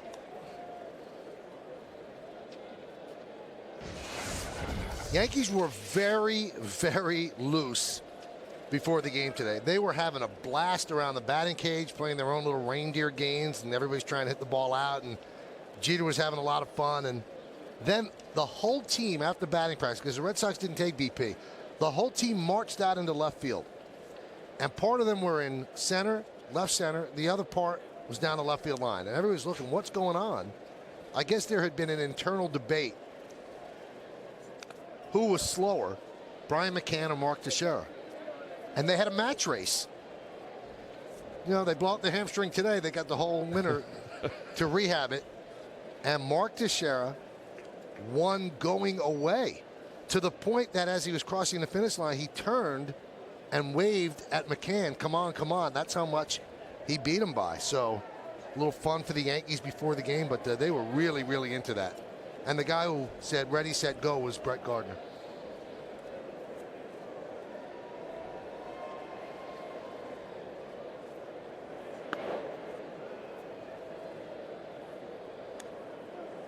Stuff like that doesn't happen much in baseball because you're afraid of injuries and losing a lot of time. But in game 162, when both teams are going home, that's when you could do stuff like that. And also, too, Michael, I guarantee a little fastball outside corner. That was a conversation that probably was had for months. Who was faster? And we saw Teixeira blew away. And Teixeira runs in a certain way. It's almost like he's straight up and down and his legs churn. He doesn't like lean forward when he's running. And so he's doing that, and McCann's like leaning forward and just wasn't moving very quickly. It's like a Clydesdale versus a plow horse.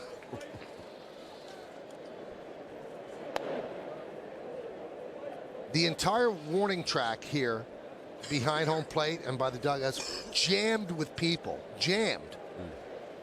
As Jeter was taking BP. And I have not seen that many people, even in a World Series game, here at Fenway Park in a playoff game between the Yankees and the Red Sox. It was almost dangerously filled with people. That one's chopped over the middle. Charging and mishandling is Drew, and Castillo will reach. Now, speaking of Castillo, Jeter's taking BP, and across the diamond out of the Red Sox dugout is Castillo and his interpreter. And he asked Derek Jeter, can I please take a picture with you? So Derek came out of the batting cage and took a picture. That's what it meant to Castillo to do that. So I think a lot of guys around the major leagues want something signed by Derek. I was talking to some of the Yankee clubhouse guys, and there's the two of them talking right before they took the picture. Oh, good Mikey, there you go, right there. There's the picture.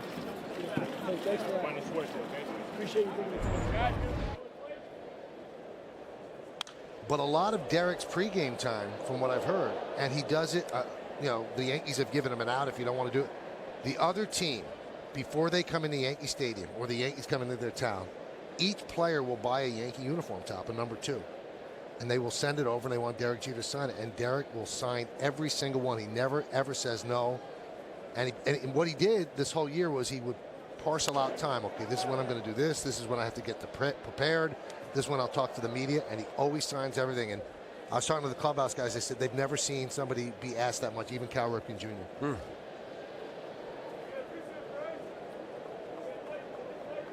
Well, I remember the few times going into the visiting clubhouse, as you describe it, Michael, with Luka Kuza, and just stacks of the jerseys that you're talking about.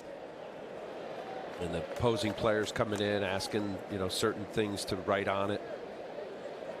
Well respected. I did it with Cal Ripken, as I mentioned, pitching in that last game. Right after the game, I asked for a jersey. He actually gave me one of his jerseys. I didn't buy one. I didn't have one. It was an afterthought. And he was so gracious, wrote a long note to me about that last game. And I have the Ripken jersey at home somewhere. Hope I can find it, Al. Now, I wonder if you'd thrown him one hook if you'd have gotten that jersey. No way.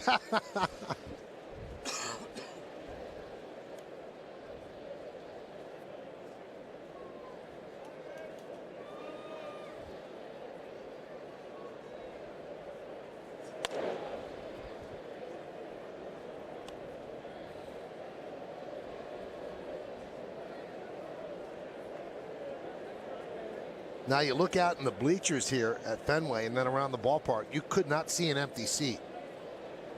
But once Derek was taken out of the game, I think people said, okay, that's what we came for. Grounded in the hole, backhanded by Drew. He fires to first to get David Ross.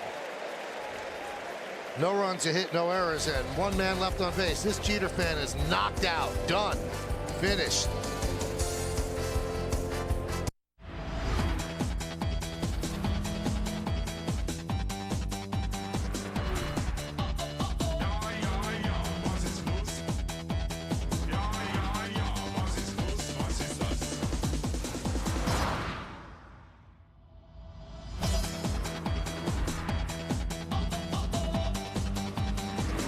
all-new TLX from Acura.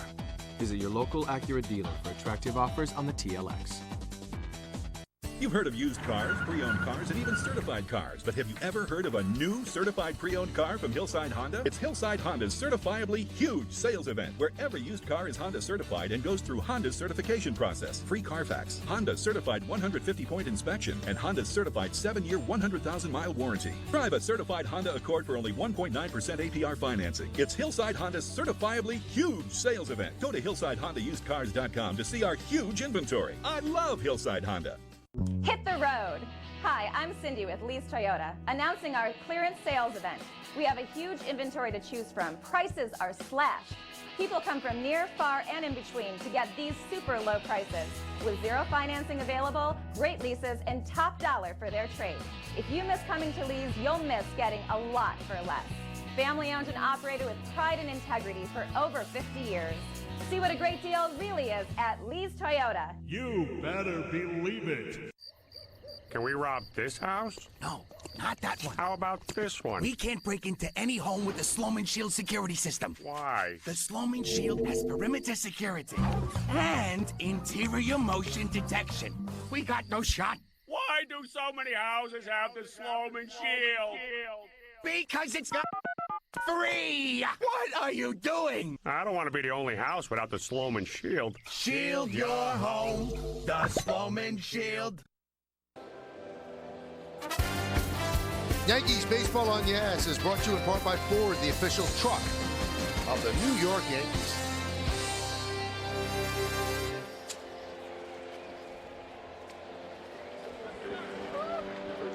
Well, we go to the 6th inning at Fenway Park, and the winner of the match race, Mark Teixeira, leads off. 0 for 1 with the sac fly, the 62nd ribby.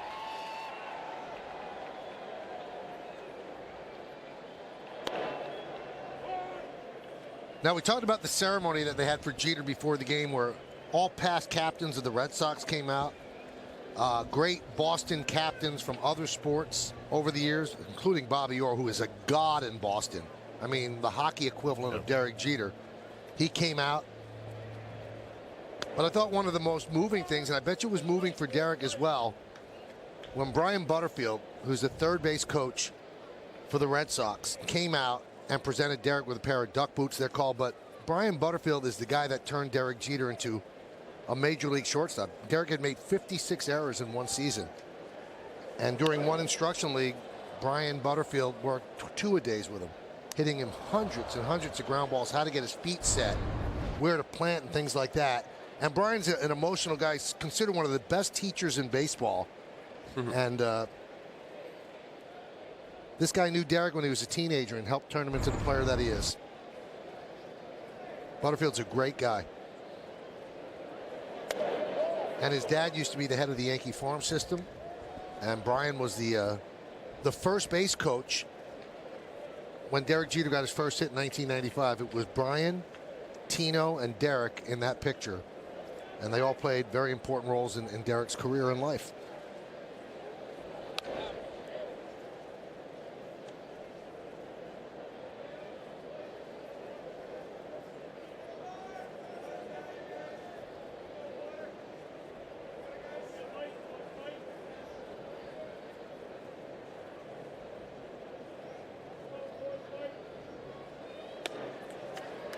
Teixeira down on strikes.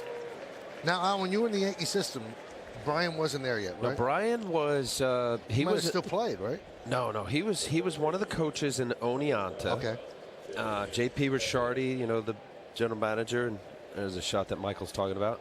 Brian, Derek, and Tino. Pretty cool. But I remember Brian, and his father tragically was killed in a car accident. Yep. They named the minor league award after, and Jack Butterfield. Jack Butterfield, yeah. But you talk about a great guy, Brian Butterfield. I mean, you know, we talk often about different players or people around the game that just are so well liked, and Butter is that guy. And I was just thinking about what you said, the 50-plus errors. Was that down in Greensboro in the Sally League? Mm-hmm. Ground ball to first, and Headley's out. Just the endless hours that when you go to these respective minor league complexes, that guys like the Brian Butterfields of the world and coaches that put so much time in to ultimately you dream of saying maybe I had some input on a player who got to the big leagues, let alone be a Derek Jeter. Well, it was interesting that first hit and that pitcher that our great people in the truck came up with, was in Seattle. And we ended that season in Seattle in '95 that year. Derek Jeter was there, along with Brian Butterfield, that Game 5 in Seattle. When I walked off the mound after 147 pitches and ball 4 to Doug Strange, Derek Jeter was the first one to greet me. Brian Butterfield was the first one to come on the plane ride home back to sort of console me and Jack McDowell. Really? And Don Mattingly. That was the kind of guy Brian Butterfield was. And thank us for the effort that day, even though we lost. A devastating loss in '95. One of the toughest I've ever been around, Al. Don Mattingly's last game. Derek Jeter was the first one off the bench to shake my hand, almost meeting me halfway up the line. Ground ball to first. Drew is retired, and Buck Holtz has retired 7 in a row as we go to the bottom of the 6th. Yankees lead 4-0.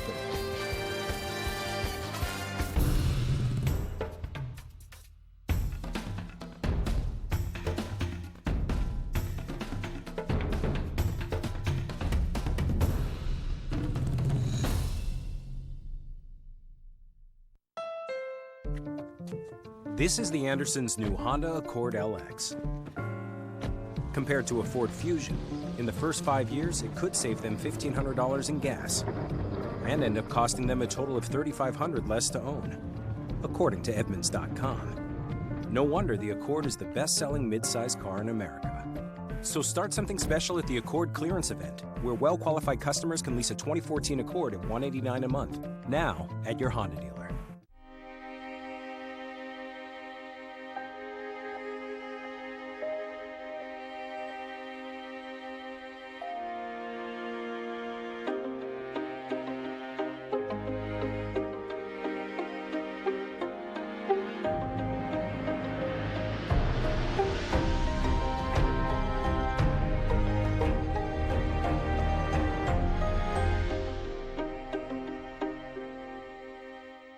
With great power comes legendary capability. Get a low-mileage lease on the 2014 Jeep Cherokee Sport for $179 a month for well-qualified current lessees of competitive vehicles.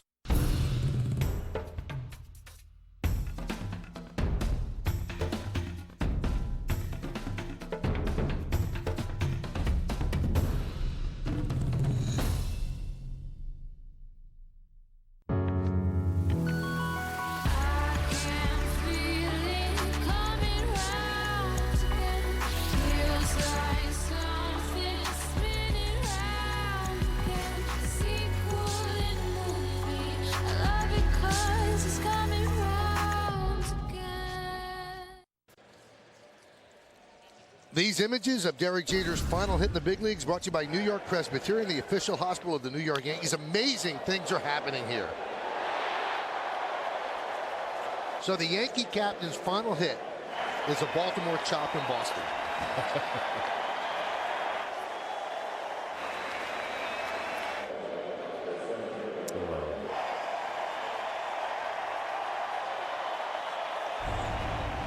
Can you imagine being him and being her, his mom? Oh, yeah. I mean, how proud she must be, the man she raised and the career that he's had, and how he's helped people with the Turn 2 Foundation. Nobody's looking to canonize him, but in today's world, we hear all these bad things about stars. I mean, have you heard bad things about Derek Jeter? And, you know, her and her husband have an awful lot to do with it. Wow.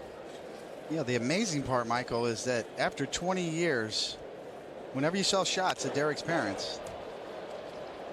Fly ball right field, Yuri Perez retires Weeks. It was as if you were looking at rookie parents. Even 20 years later, when he got a hit or they would jump out of their seats.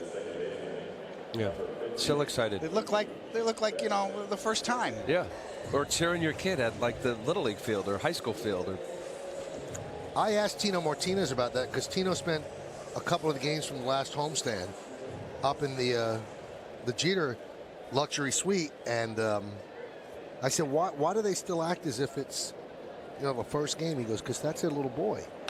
He goes, they still look at, that's their little boy out there, and he, you know, to them, he'll always be their little boy that they sent away to Kalamazoo. And there's a great story. Derek has told it that he wanted to come home. He'd sit on the balcony of the Bay Harbor Inn, which is the hotel that George Steinbrenner owned in Tampa, where all the rookies stayed. And he was lonely. He had no friends, and he would sit on the balcony at night, look out at the bay, and just have tears coming down his eyes. And he called up his parents, "I want to come home." And his mother said, "Then you come home. If you want to come home, you come home. You go to college, don't worry about it." And the father is the one who said, "You ain't coming home. You stay right there and you see it through." Now, Meredith Marakovits is with us, and Meredith, you actually spoke to the parents this week. What are they feeling? Well, Michael, obviously they're happy about the career he has had, and they're unbelievably proud. But what the mother said to me, Dot, was that anytime she goes to the ballpark, because I asked if it's ever odd to see all the number 2 jerseys, all the Jeter shirts, everything when you walk into the ballpark every day. And she said that's the utmost sign of respect. When you see a father walking with his son and a son has a number 2 jersey on, you know that that father thinks Derek is good enough to put his jersey on his son. And that really means something to the family, because she went on to say we would never put somebody's jersey on Charlie when she was younger or Derek when he was younger if they didn't think that that person presented themselves in the right way. So they look at that as the ultimate sign of respect when they see little kids with his jersey. In talking to them, Meredith, are they sad or are they celebratory? I think it's a little bit of both, Michael, because this is all they've known for a very long time. They've been at a lot of ballparks. They've followed his career. They've done things with Charlie as well. They were very clear in that interview that they would try to make sure that it was equal time with both of the children, to make sure that Charlie never felt slighted, to make sure that Derek never felt slighted. But there's so many big moments throughout the years to have it all coming to an end. I think they're looking forward to a little bit of a break, to traveling a little bit. That's what they said they wanted to do. Dr. Charles Jeter said he just wanted to relax for a little bit.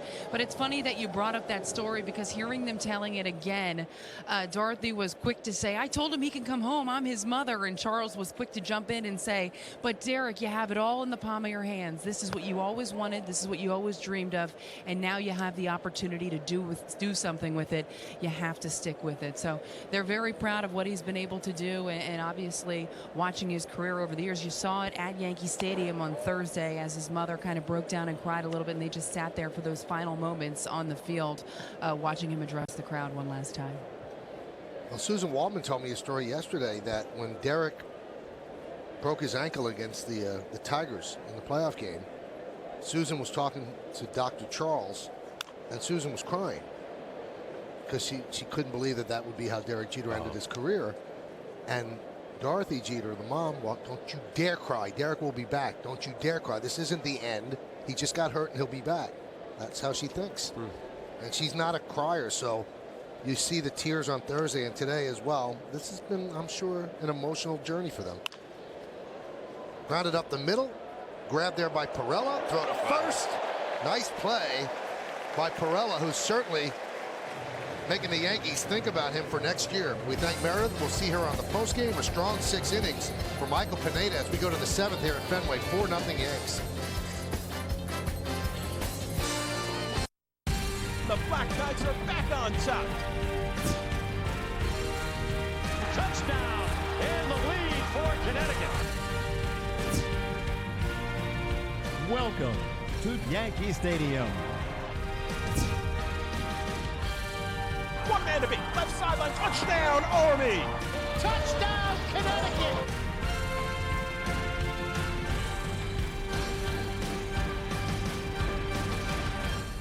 Hi, I'm Rob Lowe, and I have DirecTV. And I'm far less attractive Rob Lowe, and I have cable.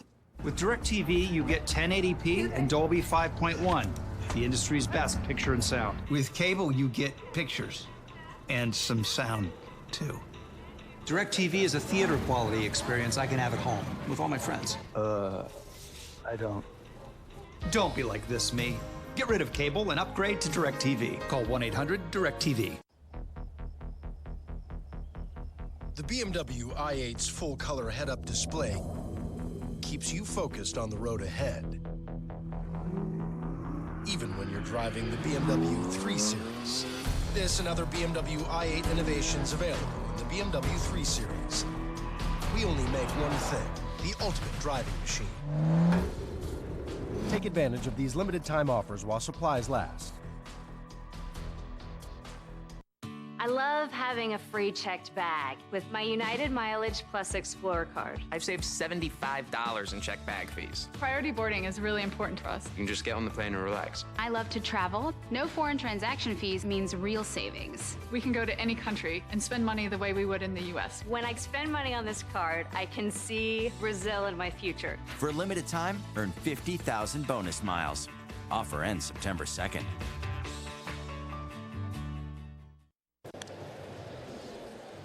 Visit the official online shop of the Yankees at Yankees.com. Browse the largest online selection of authentic team gear, including official caps, t-shirts, jerseys, collectibles, and more.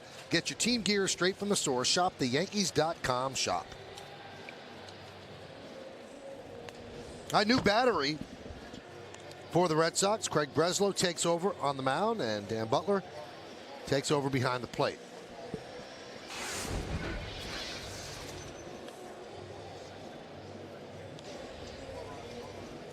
David Ross, that might have been his last game as a Red Sox. He played a big role in their World Series championship last year.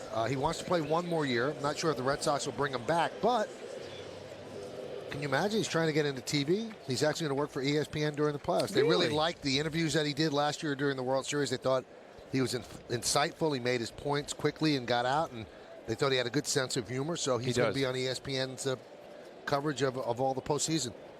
There's always a new guy coming along, Al. Watch out. Posada. Pettit. Cadillac scoreboard 4-0 Yankees. We might be in trouble, Al. There's a shelf life to this, David. Yes. It's okay.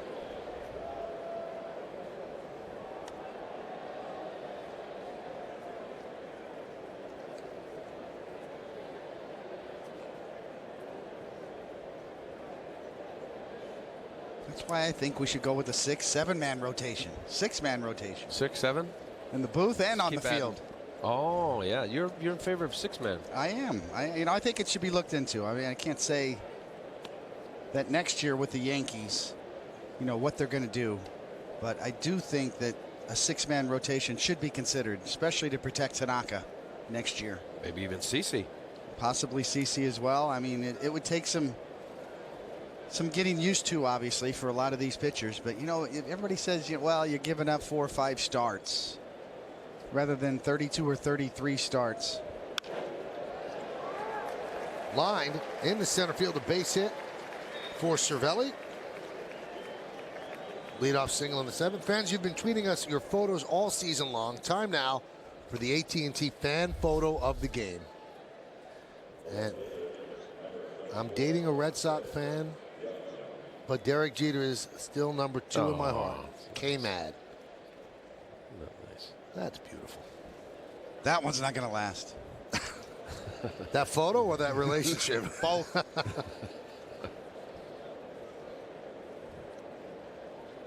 So interesting, David, because the 6-man is opposite of what Tony La Russa and Dave Duncan was trying with the 4-man rotation a few years ago. Yeah, I just think there actually is a precedent for it. If you remember Casey Stengel managing the Yankees and Whitey Ford, he used to hold Whitey back, for certain matchups. You always had a 6 starter in there somewhere out of the bullpen. Actually, that's how Don Larson got in the rotation.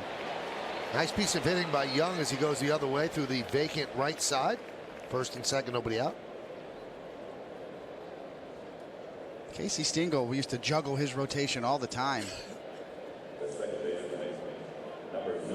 Rather than getting 33, 34 starts a year, so Tanaka gets 28 next year. Well, 2 of the best seasons I've ever seen were Pedro Martinez in 1999 and 2000.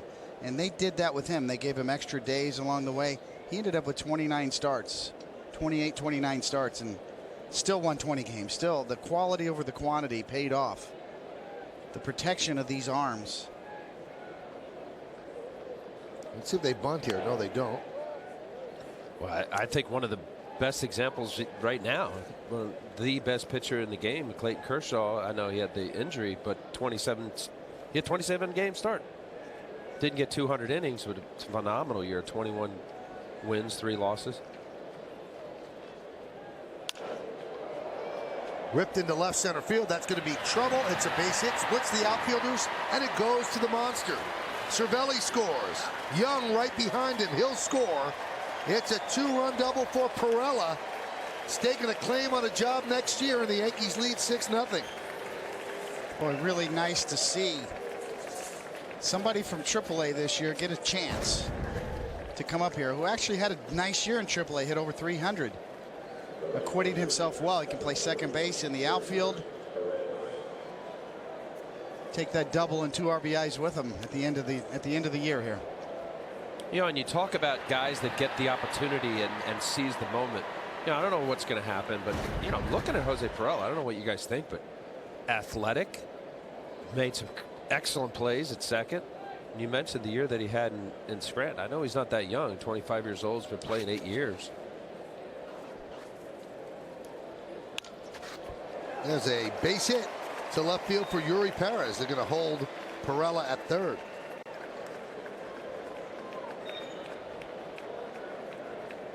Well, the curious thing is why they didn't bring him up when the Scranton-Wilkes-Barre season ended. September 1? No, they waited until there were a lot of moves. They ended up bringing him up on September 16th.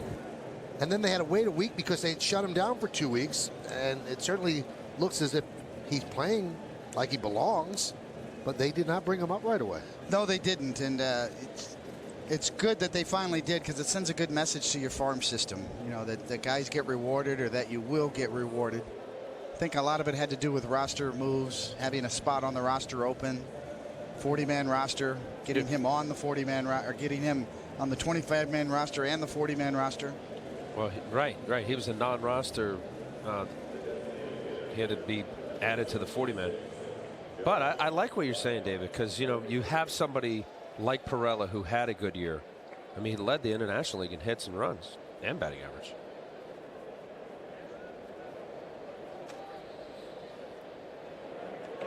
Bounced up there. 1-0 on John Ryan Murphy. You know, and I think it's fair, guys like Jose Perellas, and we're looking at the Red Sox with Mookie Betts, and, you know, I think clubs are really looking more into the versatility aspect of players. Can they play multiple positions? Can they run? Are they fundamentally sound? Handle the bat? Be situational at times when necessary?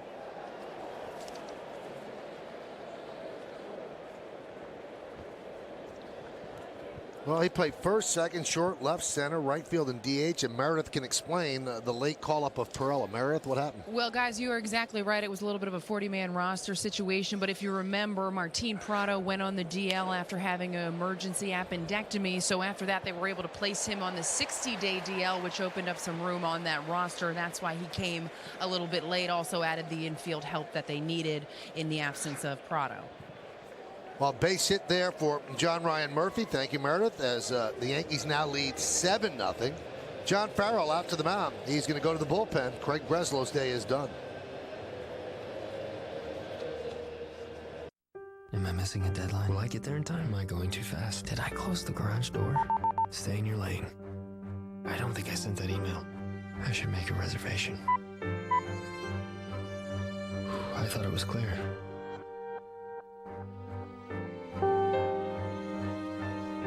Okay, break. I didn't see that coming. Its instinct to protect leaves you free to drive. Lease the Infiniti Q50 with all-wheel drive for $339 a month. Visit your local Infiniti retailer. Thank you, Cable. For the slower internet upload speeds. For making me wait longer to share my photo albums. Thank you, Cable, because if we never had you, we wouldn't know the incredible difference Verizon Fios makes. The numbers don't lie. In customer satisfaction studies, Fios is rated #1 in internet speed and reliability and HD picture quality. So join the millions who enjoy the difference Fios makes. And get a Fios triple play online at an amazing price, guaranteed for 2 years. Sign up now and get $300 back with a 2-year agreement.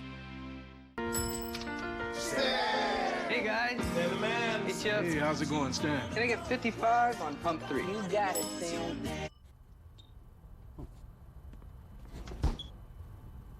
Just that. The Chevrolet Cruze LT with an EPA estimated 38 miles per gallon highway. Right now, current lessees get this 2014 Chevy Cruze LT for around $149 a month. It's the new efficient. Back at the wall, a lead, and a catch! We are the legendary moments that make history. And this year, history will be made on Fox Sports 1.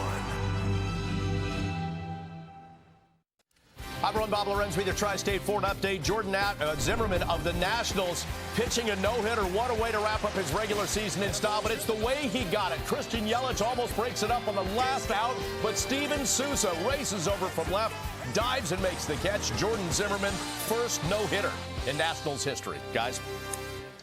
What a way to end the season and go into the playoffs. Pretty cool, huh? Wow.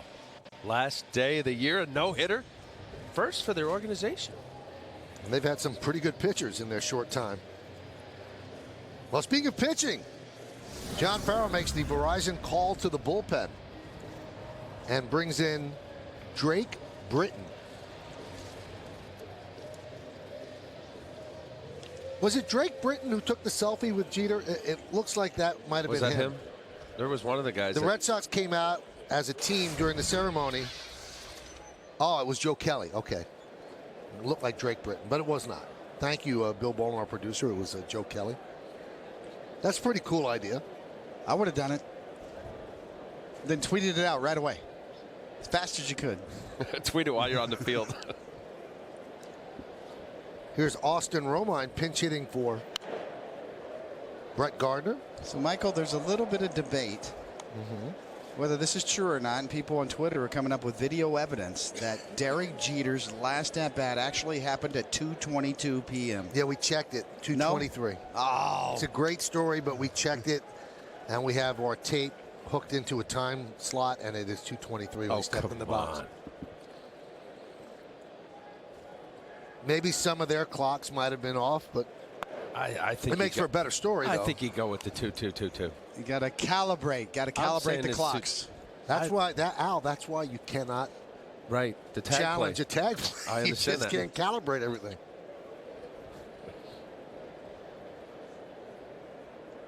Let's not let the facts get in the way here now.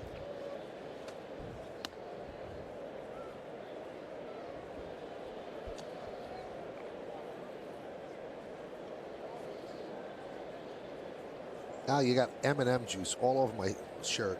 How did that happen? Because you were speaking, you had M&Ms and you spit chocolate all over my cup. Just get out of here. I'm telling you. You're eating M&Ms. You've been eating them too. That one is drilled in the left center field. It is going to be off the green monster. 1 run scores. They will hold Murphy at third. It's an RBI double for Romine, and the Yankees pouring it on. It's 8-0. 6 straight hits here in the 7th inning. Wow. This is what you call throwing gasoline on the fire. I mean, Breslow with 5 straight hits. And Britton comes in and follows suit. Nice sound off the wall.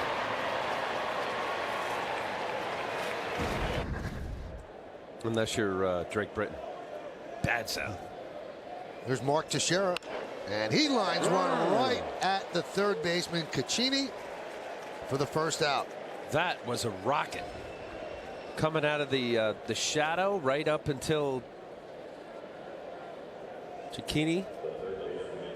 Watch this right here. So dark. See where third baseman Cicchini is, and then boom. Nice play.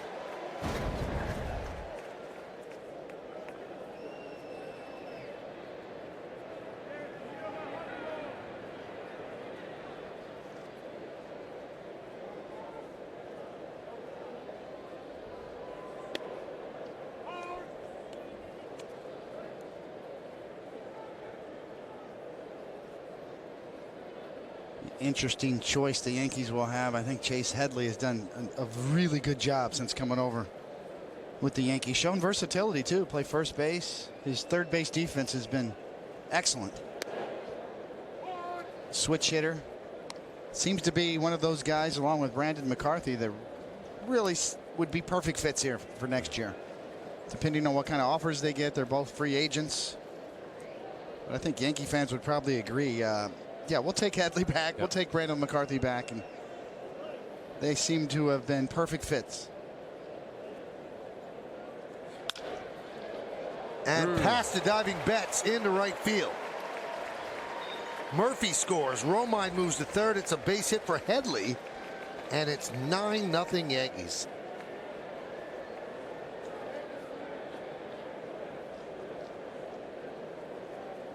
Well, the offense comes alive in game 162. This is what they were waiting for all year. They got the pitching. They just didn't get the consistent hitting. And here's Stephen Drew.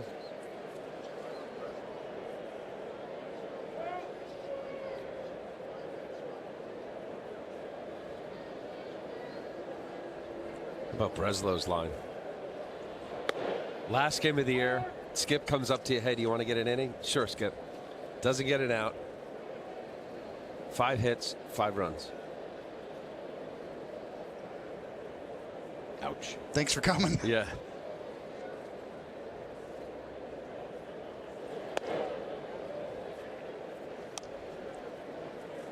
That's a bad one to go into the winter with. Well, especially for a reliever. I mean, you talk about tacking on to some earned runs.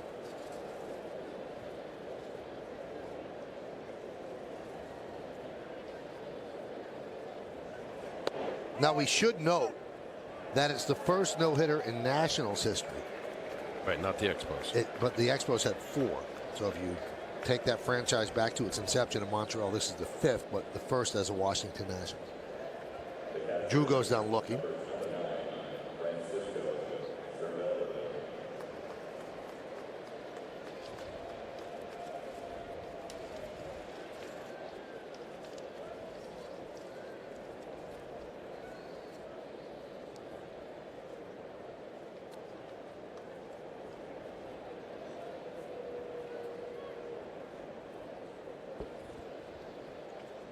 Cervelli started this all with a single to center. Britton deals outside.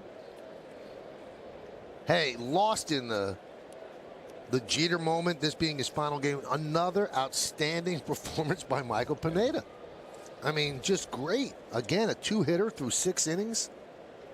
Not allowing a run.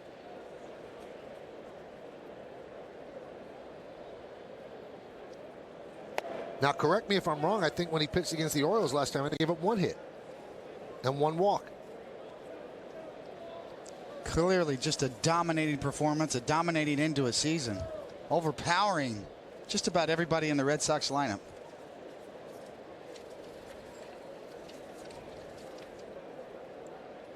Yep, 1 hit and 1 walk against the Orioles, 8 strikeouts. And that was in 7 1/3 innings. That one's off of Britton, kicks out the Caccini, fires to first, and a very painful 1-5-3 to end the inning. But the Yankees score 5. They leave 2 at the end of 6 1/2. Yankees lead 9-0. It's time for the 7th inning stretch here at Fenway Park. But on this Sunday, the final day of the season, we stay for a very special rendition of God Bless America.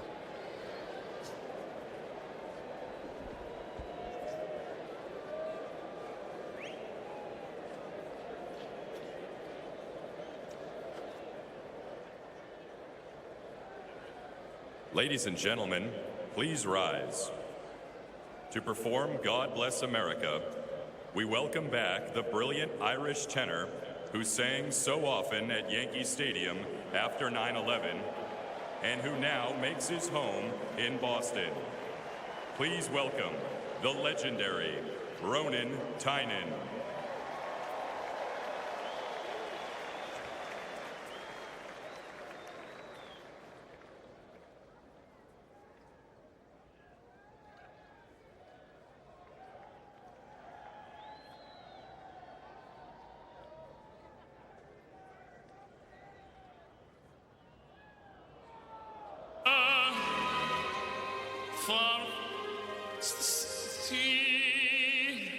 Let's swear allegiance. I can't. Can we start that again?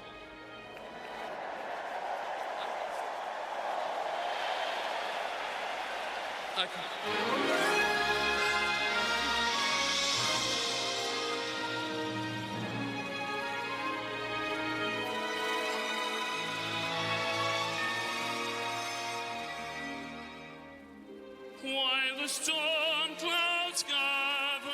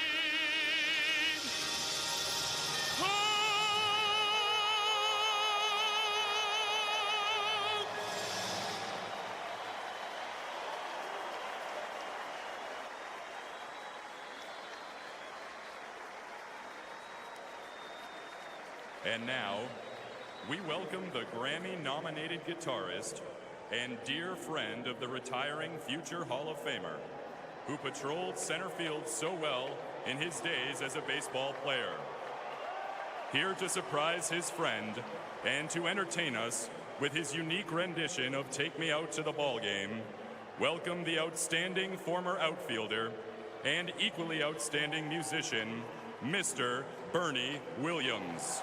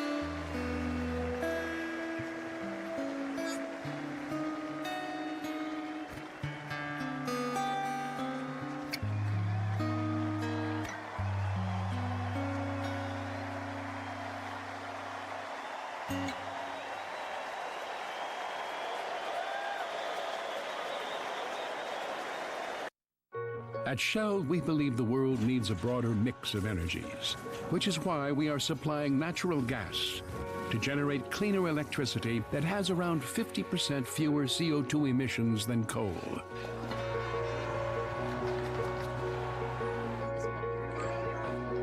And why, with our partner in Brazil, we are producing a biofuel made from renewable sugarcane to fuel cars. Let's broaden the world's energy mix. Let's go. Here's a revolutionary idea. Escape to Connecticut, where fall's most dramatic scenes are just up the hill from the season's best productions. Get more ideas at ctvisit.com. Here's a revolutionary idea. Get away to Connecticut, The one state where you can savor the scenery, as well as the history. All so close to you. Get more ideas at ctvisit.com. It's here, Ford's Great American Tailgate Event, featuring America's best-selling brand, introducing Ford Edge, Explorer, Escape, and the 2015 Ford Expedition, all powered by EcoBoost technology. Hurry in to Ford's Great American Tailgate Event. Now get 0% financing for 72 months, or lease an Explorer for just $219 a month. Only at your local Ford dealer.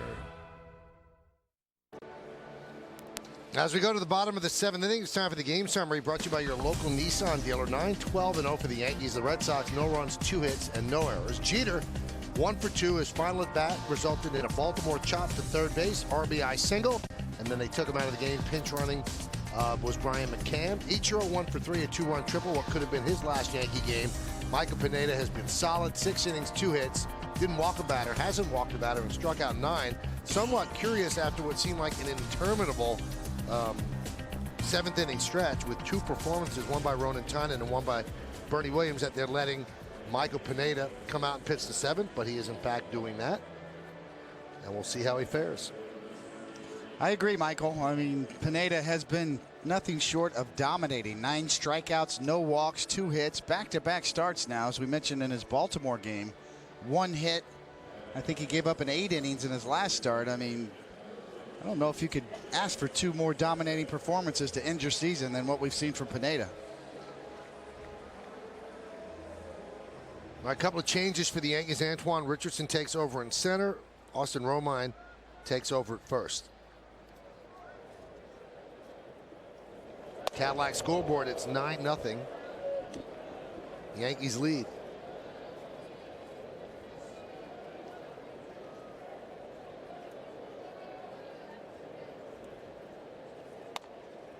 Still throwing hard.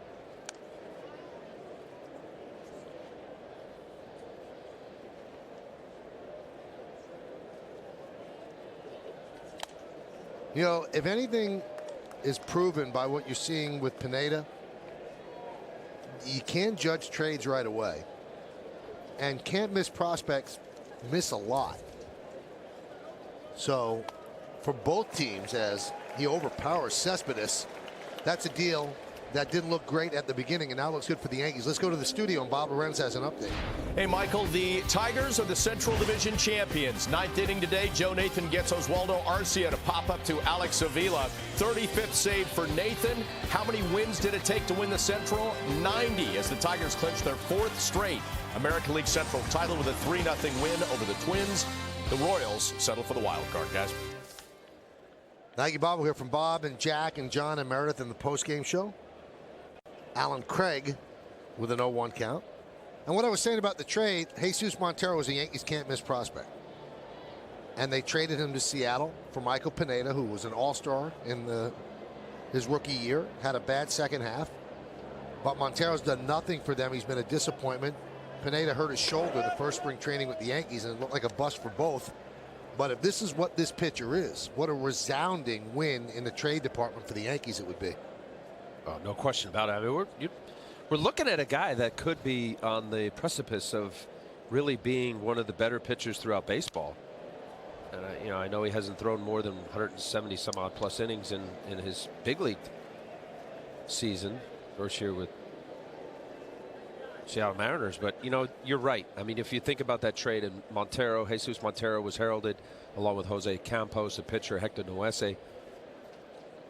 If he continues to improve, this is a heck of a trade by the Yankees. He is all the way back, because if you remember back in Seattle a couple of years back when he made the All-Star team the first half of the season, he was throwing the ball in the upper 90s, and he was the best young arm in the game. And his stuff is finally all the way back to where it was when he first broke in with Seattle. Base hit up the middle for Craig. Well, speaking of Michael Pineda, let's take a look at the T-Mobile game changer. He's right in the middle of it. Well, Michael Pineda came out smoking today, just upper 90s, up to 97 miles an hour with his fastball and a slider from hell off the table. Cannot be touched. dominating performance. 6'7", throwing the way he throws, free and easy. Baltimore really had no chance today, and that is going to be done for the day, and a job well done by Pineda. And what a difference it is for this young man who left this mound in shame in April because of the pine tar incident. Now he walks off in triumph, pitching just an outstanding game and what will be always remembered as Derek Jeter's final game in the big leagues.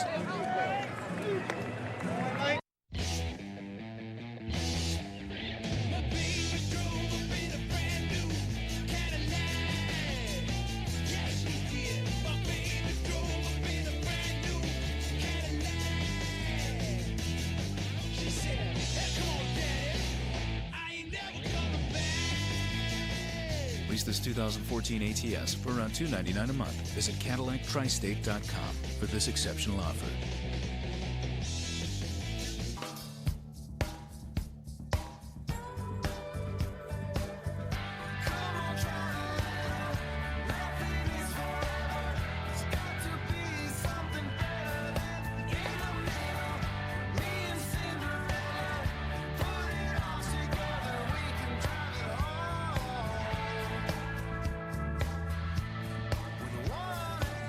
Great rates for great rides. Geico Motorcycle. See how much you could save.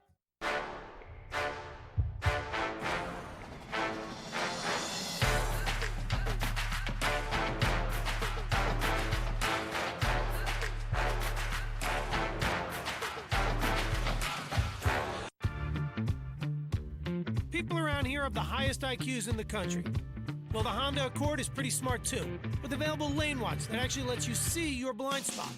Or the Civic with the iMid system that lets you play DJ on Pandora. And the CR-V with the Ecom button, because gas ain't exactly cheap these days. Putting smart people inside the smartest vehicles on the road, now that's street smart. Check out this great lease offer on a Honda CR-V today. Try Honda dealers, not just smart, street smart. New Yankee pitcher is Esmiel Rogers. He will face Garin Cecchini with a run on first and one out.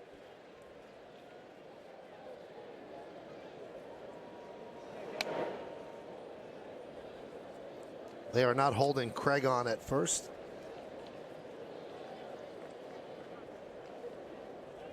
What a performance by that young man. 3 hits. Once again, did not walk a batter.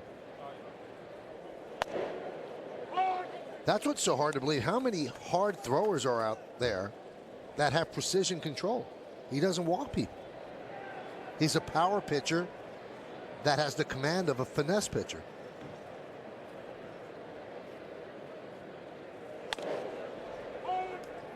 And a strike. Yeah, once another game without a walk, Michael. And you're right. That's an odd combination for somebody who can blow people away with 96 miles an hour, but yet his walks to innings ratio is phenomenal.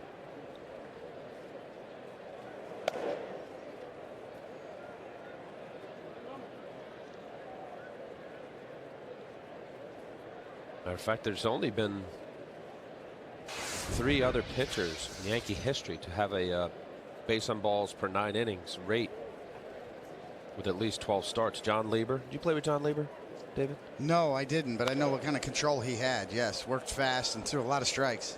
David Wells in 2003 and Tiny Bonham. You didn't play with him, 1942. That's pretty impressive.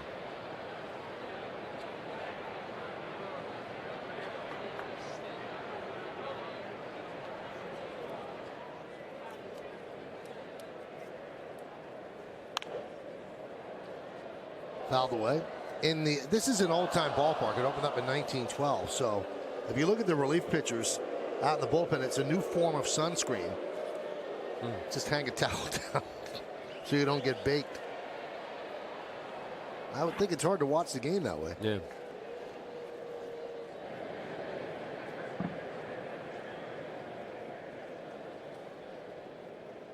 This feels like summer.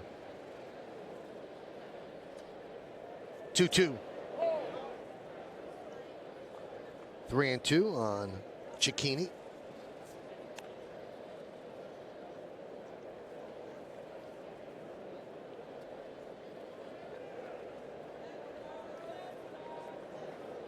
Well, the Orioles beat the Blue Jays 1-0 today. So if the Yankees hold on to this 9-0 lead here in the bottom of the 7th, they will finish in sole possession of second place in the East as Cicchini walks. They'll be 84-78, and amazingly, the Red Sox, I mean, what a 3-year swing in emotion. Bobby Valentine, last place, fired. John Farrell comes in. Bunch of grinders they bring in on short contracts. They win the World Series. John Farrell in the second year, everything breaks down, and they end up finishing last again. Last, first, last. Sounds like the Giants. San Francisco Giants every other year. Kind of got the sense that the Red Sox pulled the plug and already started next year's plan this year.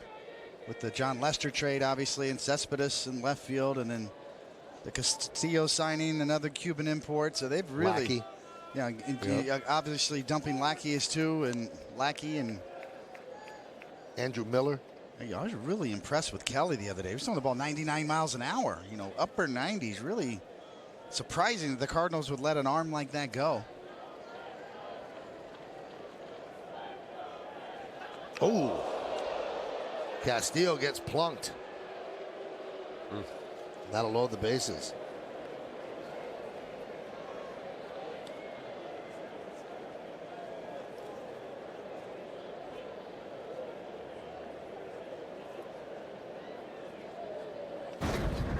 Well, there's a first for everything. This is probably his first big league plunk. And luckily it wasn't a little higher up around the head. It got him in the upper shoulder, which still is scary enough.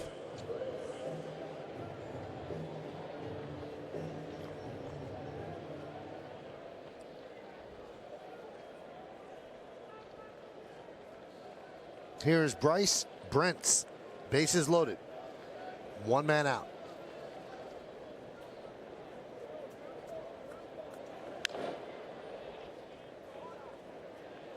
Oh and 1.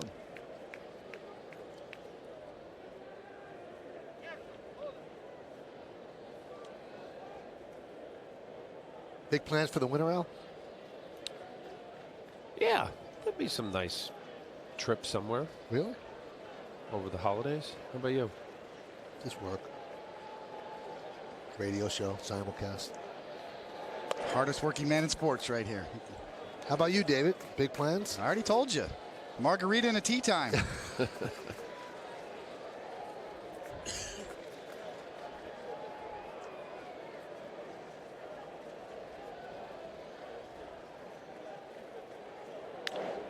Yeah, it's Derek Jeter, and he says he's just going to decompress. Not do anything for a year. Travel. Good. That's what you're supposed to do after 20 years. Every day. Not able to flip your own hamburgers on 4th of July, Memorial Day, or Labor Day. But it's nice getting your burgers flipped for you. Yeah, well, that's true. How about on a beach somewhere, flipping the burgers? Maybe you could have him over at the Leiter compound. He's got 4 years of Jersey roots, right? Yeah. Till Kalamazoo. What was he, 4 when he moved?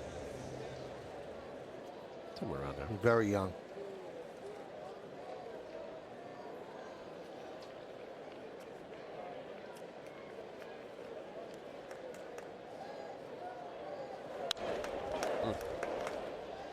Rogers 95 miles an hour.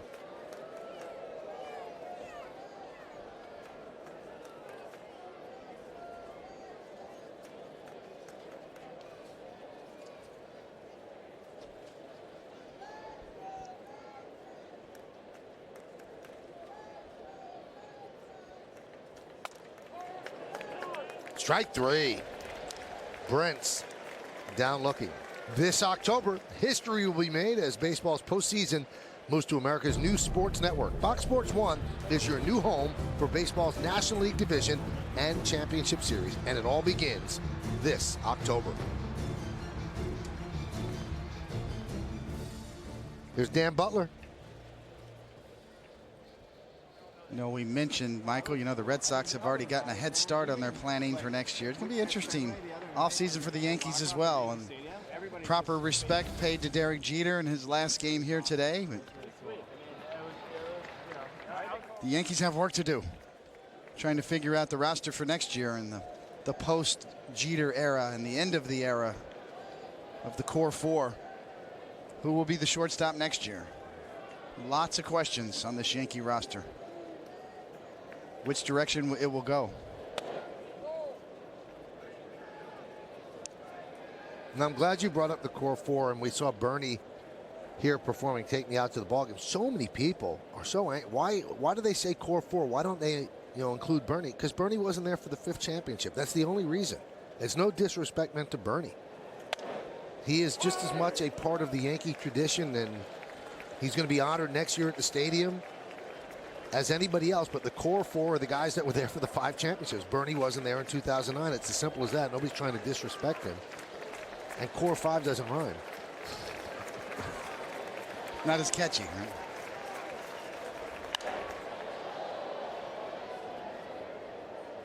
High five. Jive 5. Jive 5. No, but you know what? Just watching Esmail Rogers. Obviously, every team is going to sit down and figure out their needs. But the Yankees, Robertson being a free agent, what do they do there? Kuroda did a nice job again. What did they do with him? Brandon McCarthy was a nice pickup. Capuano. You mentioned about Headley last inning. 1-2. Served into right field. It is a base hit for Butler. 2 runs will score. And they are going to wave home Castillo. He will score when the ball was bobbled by Perez. So Butler clears the bases, and the Red Sox are on the board. Yankees lead 9-3 now.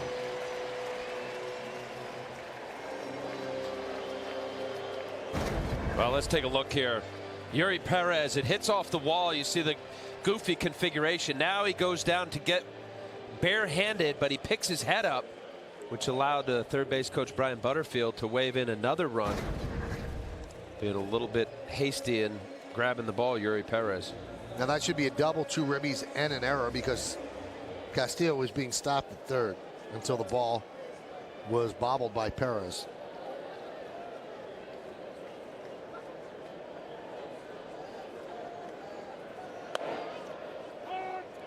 And there's a strike to Jamal Weeks.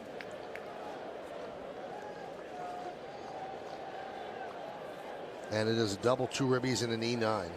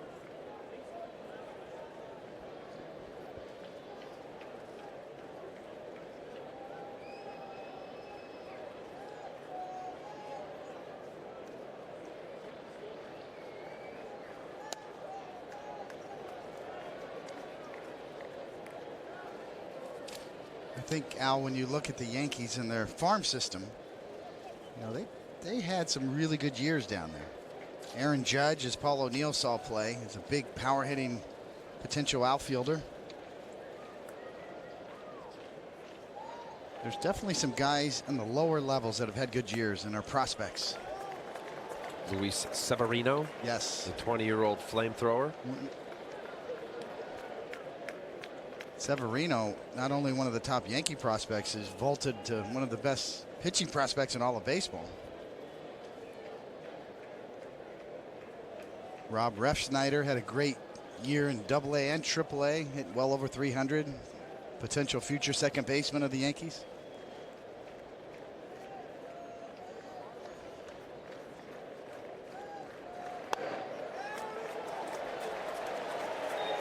And a walk to Weeks.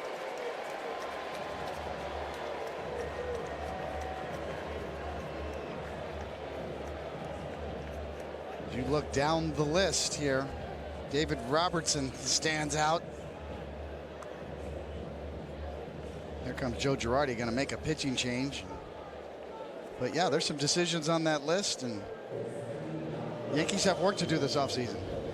Yankees have work to do to get out of the 7th inning, as Joe Girardi will go to the bullpen again, first and second, with 2 outs.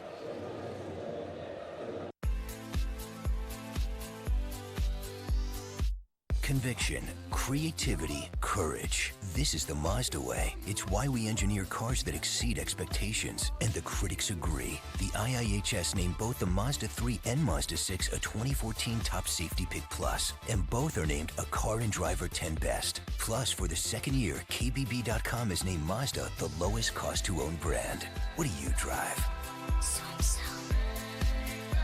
We do a lot for our customers at People's United Bank. Me, I'm on the wealth management team.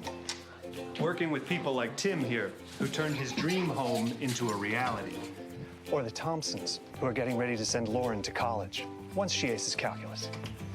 Or Frank and Sheila, who finally have the time to do anything. Or nothing.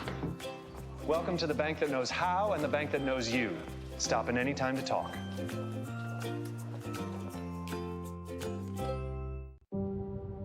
Sometimes you gotta go back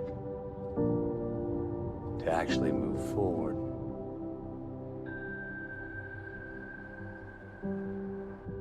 To see where you're going. I know there are those that say you can't go back. But yes, you can. You just have to look in the right place.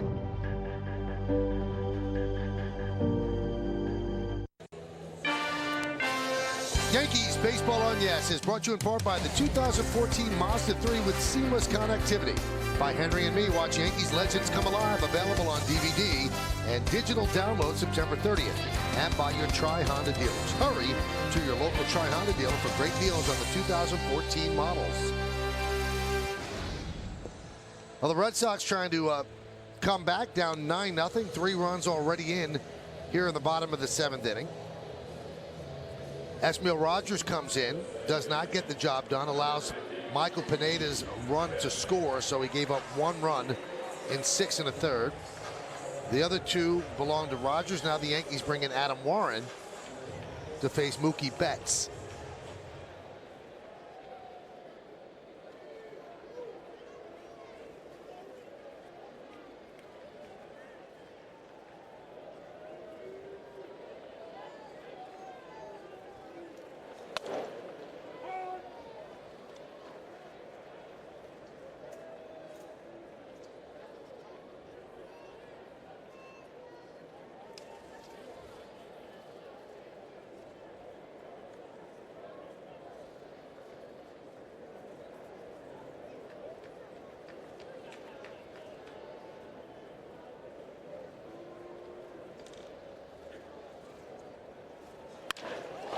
That one is drilled deep to left field. That ball is going to be off the Green Monster. 1 run scores. 2 runs will score on the 2-run double by Mookie Betts. Yankees 9, Red Sox 5.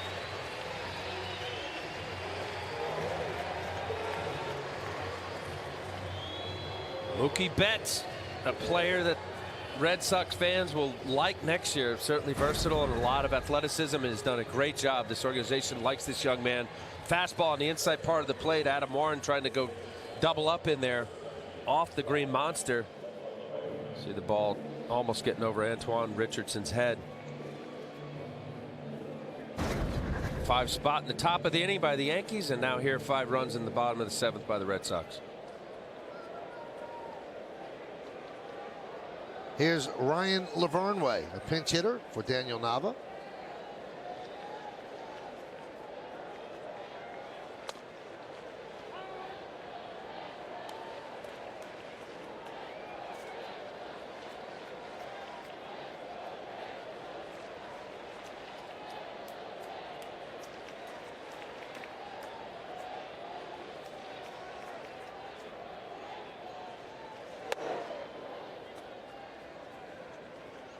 Count 1-1.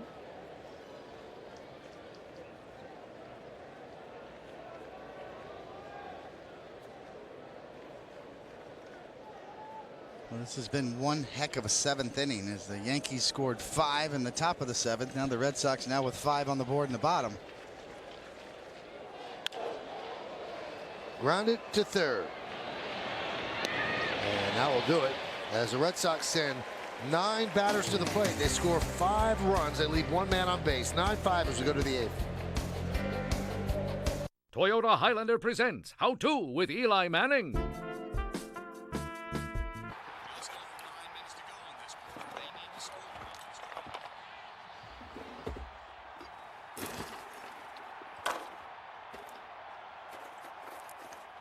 This has been How To with Eli Manning.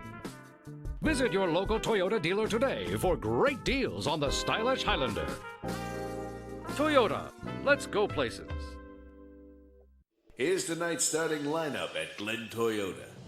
Corolla, up to 42 miles per gallon. Prius, only $189 a month. Sienna, 0% APR, $1,250 cash back.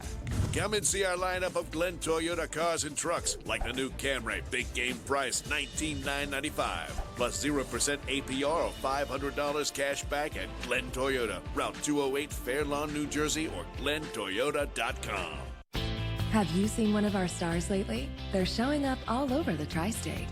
Come experience the red carpet treatment that thousands of our customers have enjoyed already. Get your own star status at Lexus of Route 10, the celebrity motor car company. Why, hello. Stand out from the crowd and experience a new level in luxury. The all-new Maserati of Morris County is now open during construction. A celebrity motor car company. Waves are really powerful.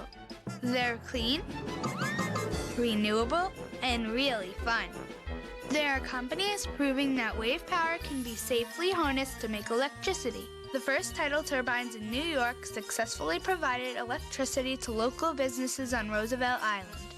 Can one solution to energy woes be found right off the beach? The possibilities are endless.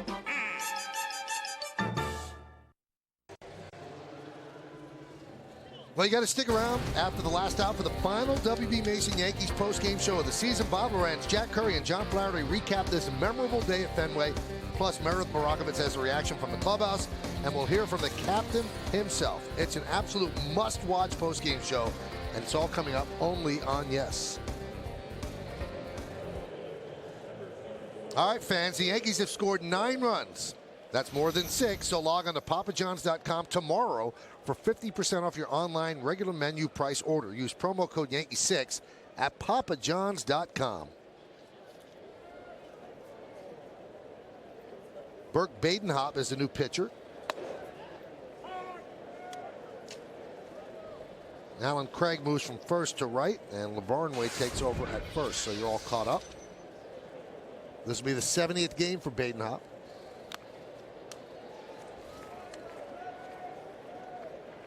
Hyundai scoreboard 9-5, Yankees over Boston.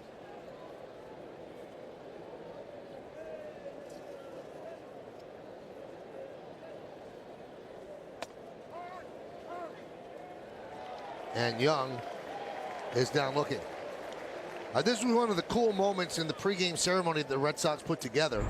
Joe Kelly takes a selfie with Derek Jeter, and it's on Yesmo, brought to you by your Mercedes-Benz Tri-State dealer. Here's the selfie, right? Now, how great is this tweet? Did you guys see this tweet from Joe Kelly's wife? No. Her name is Ashley Kelly. And this was her tweet. When I was 12, I thought I would marry Jeter. Instead, I married the guy that took a selfie with him during his ceremony. Oh, it's great. And her handle is Ashley Nico Kelly. Very cool. Now, it was reported today on ESPNNewYork.com that Joe Girardi had a meeting before Jeter's final game at Yankee Stadium, and Joe didn't deny the meeting. He denied the tenor of the meeting, which they said he was really angry and shouting. But from what the people at ESPN put together was that he was unhappy with the team. He thought they were out of shape. They didn't play well. You wonder why he did it at that time. He said he wanted to do it after they were eliminated. Also wanted to do it at Yankee Stadium. He doesn't think you should have meetings like that on the road. What do you think? I mean, do you think that was part of the problem this year? I'm He said he thought they were out of shape, didn't like the way they played, didn't like the way they went about things. Well, I could say, obviously, the pulse is only felt or understood or clear within the clubhouse and around the guys and all that. Look, I mean, I'd look at a team that just underperformed offensively. They were riddled with injury. I wasn't in the weight room. I wasn't in the training room. I didn't see them running, so I don't know their routine as to how much they were in shape or not.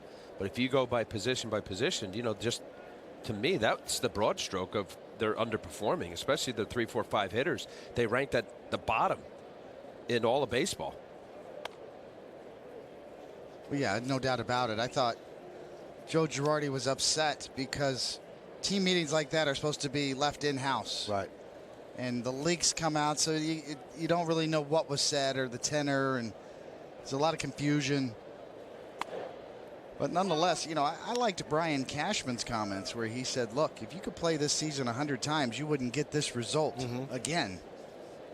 In terms of the Beltran's injuries and McCann's adjustment period in the first half of the season and Teixeira's wrist injuries. Over the mound, going to be a tough play. Weeks Fields fires, and they just get Yuri Perez. We'll talk more about this when we get back. We go now to the bottom of the 8th, 9-5 Yanks.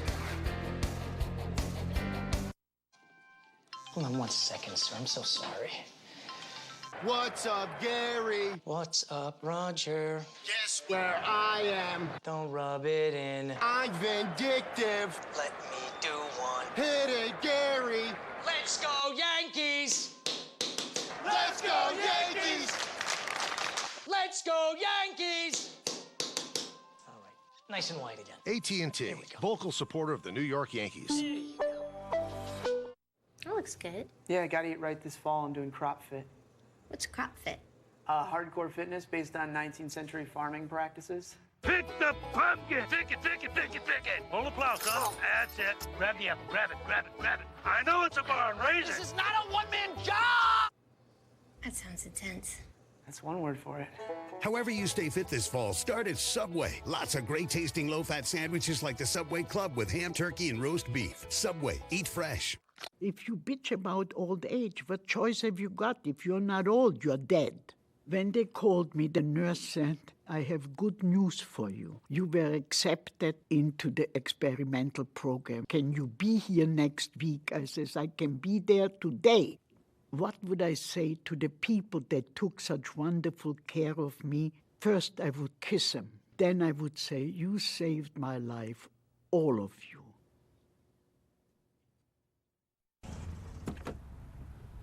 You guys, I think she's here. She's here. Is that her? No, Valerie said she's driving a Buick. That's not a Buick. What kind is it? I don't know. It's nice. Hey, everybody. Surprise. Really? What?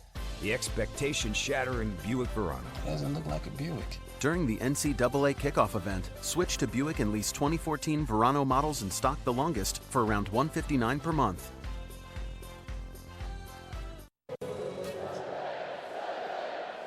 All right, let's check out the Yankees box score brought to you by Subway. And we highlight Derek Jeter because really you feel like that's what mattered in this game. In a second at bat, a Baltimore chopper to third base, an RBI single. Then they take him out. Brian McCann came in to pinch run. That run eventually scored. And Derek Jeter's major league career ended with 3,465 hits, playing in 2,747 games. Yoenis Cespedes takes a strike from Adam Warren.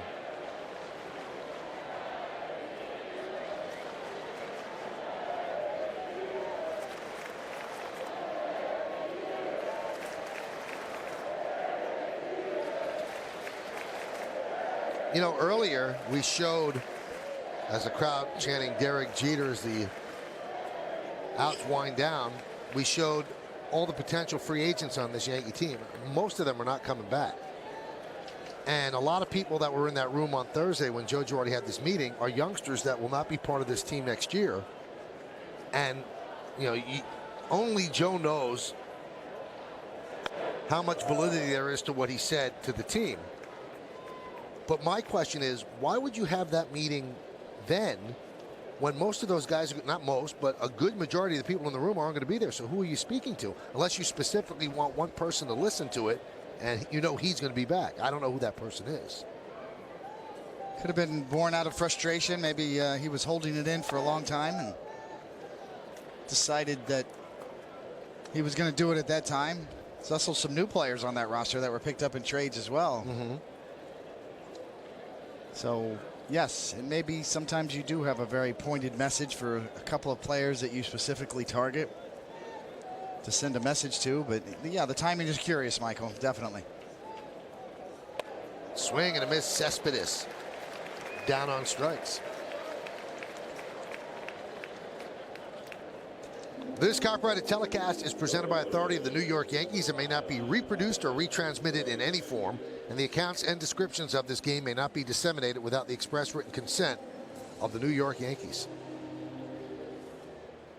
But talk about a guy who stayed true to himself the entire time he's been in baseball.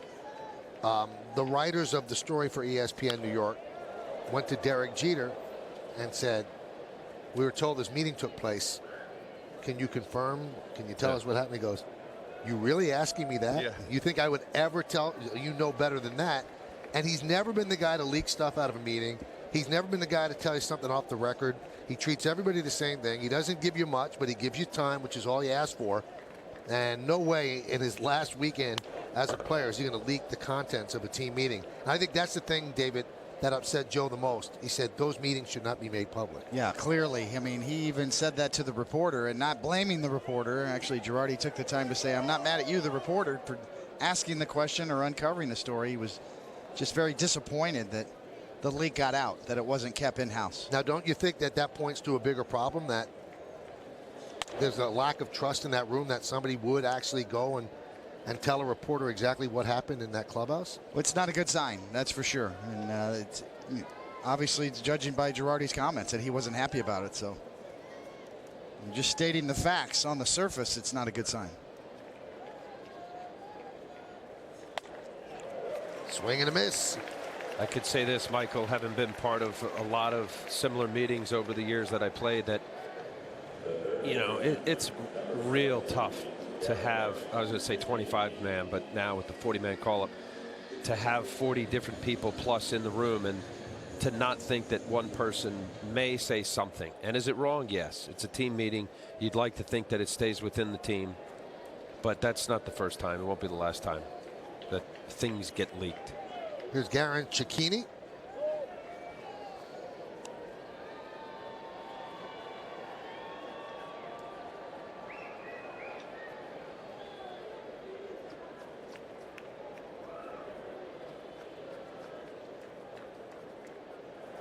And I give Joe credit. He did not deny a meeting took place, but he was a little bit chapped that it was portrayed that he was screaming and he was angry. He said, I just made my points, but I didn't raise my voice, and I wasn't.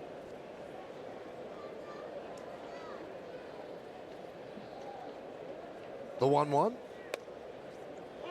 And there's a strike, 1-2.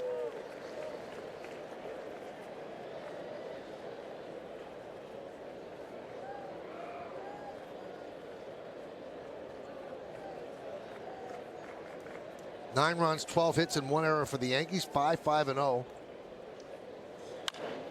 for the Red Sox. That one's chopped slowly to second. Perella flips to first, and that'll do it as the Red Sox go down in order 1-2-3. We played 8 full innings here at Fenway Park in Derek Jeter's final game. Yankees lead Boston 9-5 on Yes. The lightest or nothing. The smartest or nothing. The quietest or nothing. The sleekest, sexiest, baddest, safest, tightest, harshest or nothing. At Mercedes-Benz, we do things one way or we don't do them at all. Introducing the all-new C-Class. The best or nothing. Who is Sean Eldridge? An out-of-town multimillionaire trying to buy a seat in Congress. He'd fit right in. Eldridge attacks American companies, yet Eldridge and his spouse invest millions in those same companies. says one thing, does another. And Eldridge admits Obamacare needs to be improved, but says he would have voted for it anyway. Sean Eldridge, he'd make Washington worse. The U.S. Chamber of Commerce is responsible for the content of this advertising. Burger King wants to officially change the $5 bill. Please don't laugh. Try the new extra long barbecue cheeseburger, now on the Burger King 2 for $5 menu, where you can mix and match 2 large premium sandwiches for just $5. Only at Burger King. Which car company can claim they're #1 in customer loyalty? Hyundai can. And which midsize sedan can claim both more room and more horsepower? The all-new Sonata can. Whatever you're asking from a midsize sedan, the Sonata can. Now lease a 2015 Sonata for only $179 a month. Visit your Hyundai dealer now. These offers end September 30th. WB Mason is this season's breakout facilities maintenance player. Specializing in all of your cleaning and wellness needs, WB Mason also provides a full selection of 3M safety products that can't be struck out. Whatever, whenever, wherever. Who but WB Mason? This October, get ready for the return of Nets on Yes, led by Darren Williams, Brooke Lopez, and Joe Johnson. Brooklyn is back and ready to contend in the Eastern Conference. Preseason action on Yes tips off October 19th and 20th. And mark your calendars for opening night of the regular season, Wednesday, October 29th against the Celtics. This NBA season, watch the Nets on Yes.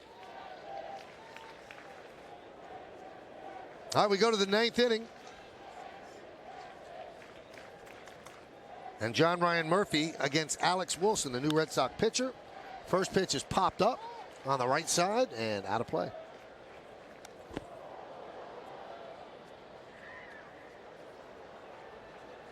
Well, this day, obviously, about Derek Jeter, his final big league game. He was 1 for 2 today.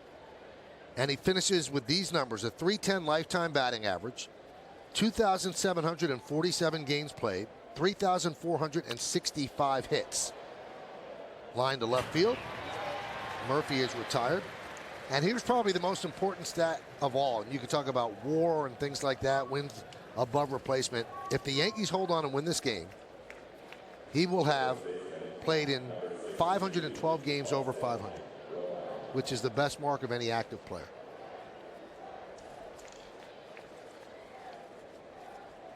And also a testament to the team that's always been put around him. And he has certainly been a big, big part of the mix. And the Yankees, with their commitment to winning, have provided him with a vehicle to really show his talent.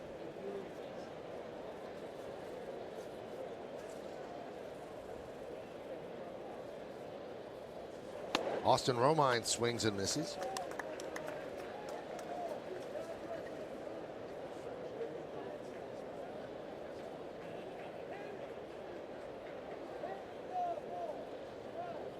Well, Michael, the impact that Derek Jeter's had on the Yankees franchise, the greatest sports franchise in the history of sports,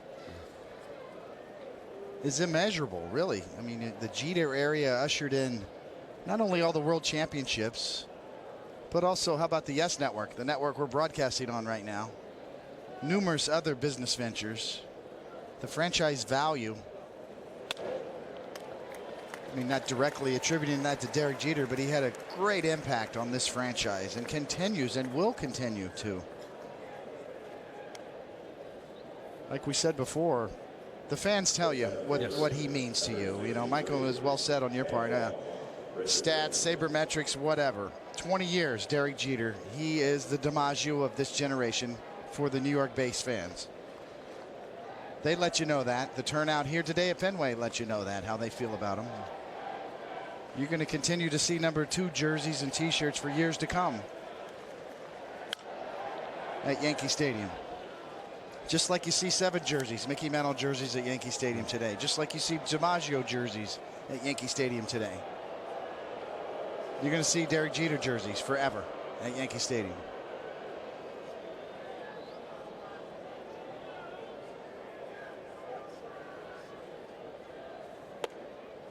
And you also have to give credit to George Steinbrenner recognizing what he had in Jeter and naming him captain in 2003, knowing that this is the guy that can take that title which meant so much to George Steinbrenner, and carry it with dignity, and he certainly did that. I think he took his captaincy very, very serious. And right on cue, one more Derek Jeter chant here at Fenway. You know what, David, I well said. I just think it just shows how appreciative really how people are, our culture, how they yearn for role models who do it right. And you mentioned dignity, Michael. You know, the respect for the game and class and humility, all of that. I mean, the speech Derek Jeter gave the last night of the old Yankee Stadium in '08, just remarkable. And then be front and center for the championship in '09, the first year of the new stadium. Well, he is about to watch the final half inning of his active career. What are his emotions? We'll find out later. One award doesn't make you the best. 3 awards, well, that's a different story.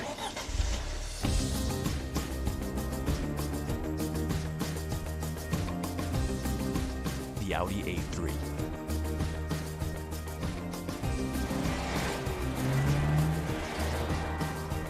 Experience the award-winning Audi A3 at your local dealer today. Catch the savings at My Bob's Discount Furniture. Bonded leather everywhere you sit. With 4 built-in recliners. Both pieces only $9.99. Also available with power. With the touch of a button, recline to your perfect position. Power reclining sofa and love seats in chocolate brown or black. Both pieces only $11.99. Another touchdown for untouchable value. Proud to be the official furniture store of the New York Giants. I taught you how to do it, okay? Too good, too good, too good, too good, too good. Keep pedaling, keep pedaling, keep pedaling. Life insurance from New York Life can help your family keep good going. This is you. You need one of these. So you go here. Why? Because PC Richard & Son has the largest selection of appliances at the guaranteed lowest prices. I like that. So now you are as happy as PC Richard & Son. More games. More excitement. More. Empire City Casino. Let's play more. You're watching Yes, the Yankees Entertainment and Sports Network. Well, let's take a look at the Land Rover drive of the game. Cheerio, Captain Derek Jeter. 3rd inning, chopper off home plate. Knock. 465 hits in his career. 6th lifetime in the history of this sport. With Poppy cheering him on, and what a moment. And tears from his mom. Derek Jeter says goodbye to the game. Cheerio indeed.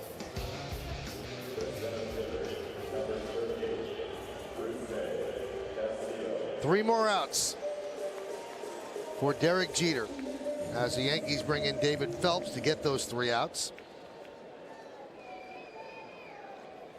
So Derek played yesterday, had an infield single, plays today, has an infield single, and a .310 lifetime batting average.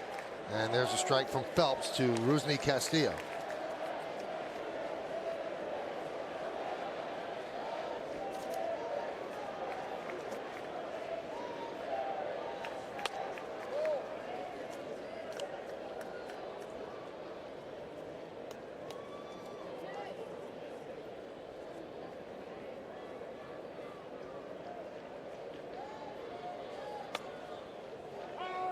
One and two.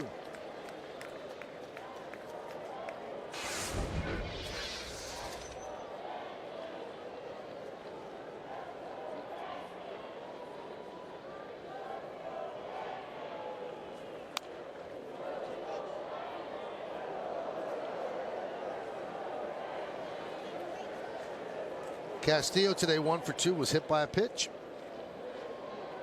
Scored a run.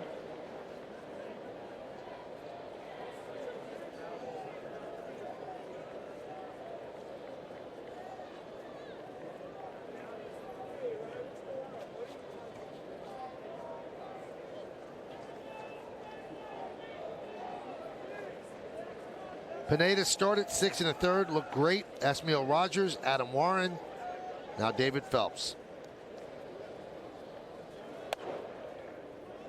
Phelps throwing hard. Count 2-2.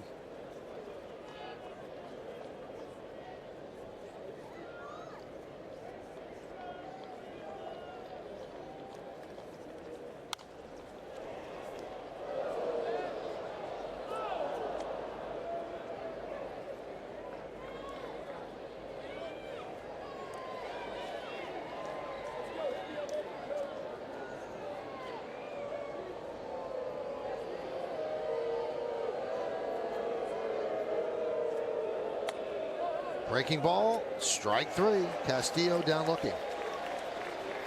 Now there's a couple of ways that you could look at this day and this last week, and you could look at it as a celebration of an unbelievable career, but there are a lot of Yankee fans that are very sad. They feel that this is an end of an era, which is what Joe Girardi said before the game, and it is, but you could start a new era. But what an impressive era this was with 5 championships. And you could also, there are a lot of 35-year-old men and women that have only known Derek Jeter as the shortstop of the Yankees, and there's a sadness on their part. A lot of people have written to me and said, it's like our childhoods are ending. But there's another stage for Derek Jeter in his life, and I'm sure there'll be more stars to root for. But today, I think there is a certain melancholy to this. Derek Jeter seems a bit more comfortable today than he did on Thursday when he was taking deep breaths and trying to control his emotion, but he's had a lot of smiles today before the game, and he got taken out of the game. And I believe that his biggest emotions were bottled up on Thursday. Yeah, he certainly has a way of being a rock and not breaking down. I'll tell you, I would have. Strike 3. Brent's down looking. Yeah, Michael, you mentioned about the core 4. I think that is true to some degree. The melancholy nature of fans seeing this as the end of an era. An unbelievable run it was, and David, you were a significant part of that dynasty. There's no other way to talk about it. The amount of championships the Yankees won through the 90s and 2000s. Here's Dan Butler. And again, the Derek Jeter chants.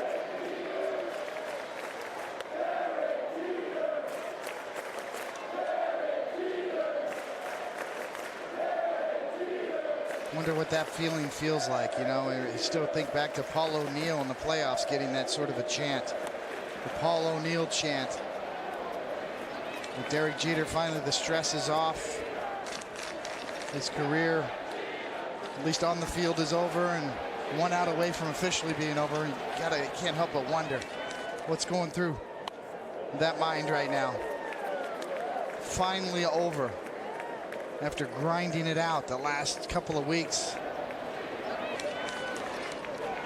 Well, David, if his professional life is flashing before his eyes, boy, what a happy movie that's been. Clearly see the sadness in his eyes right there in that last shot.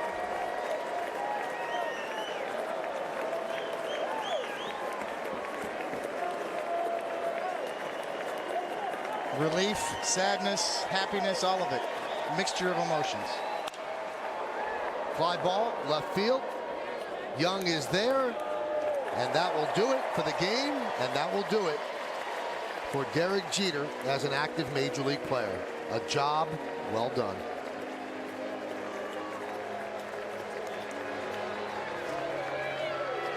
So Derek leaves with a base hit, an RBI, and his final total is a .310 batting average, 3,465 hits, 5 World Championships, 14 All-Star games, and countless good feelings for fans around baseball. Not just Yankee fans, but fans around the game.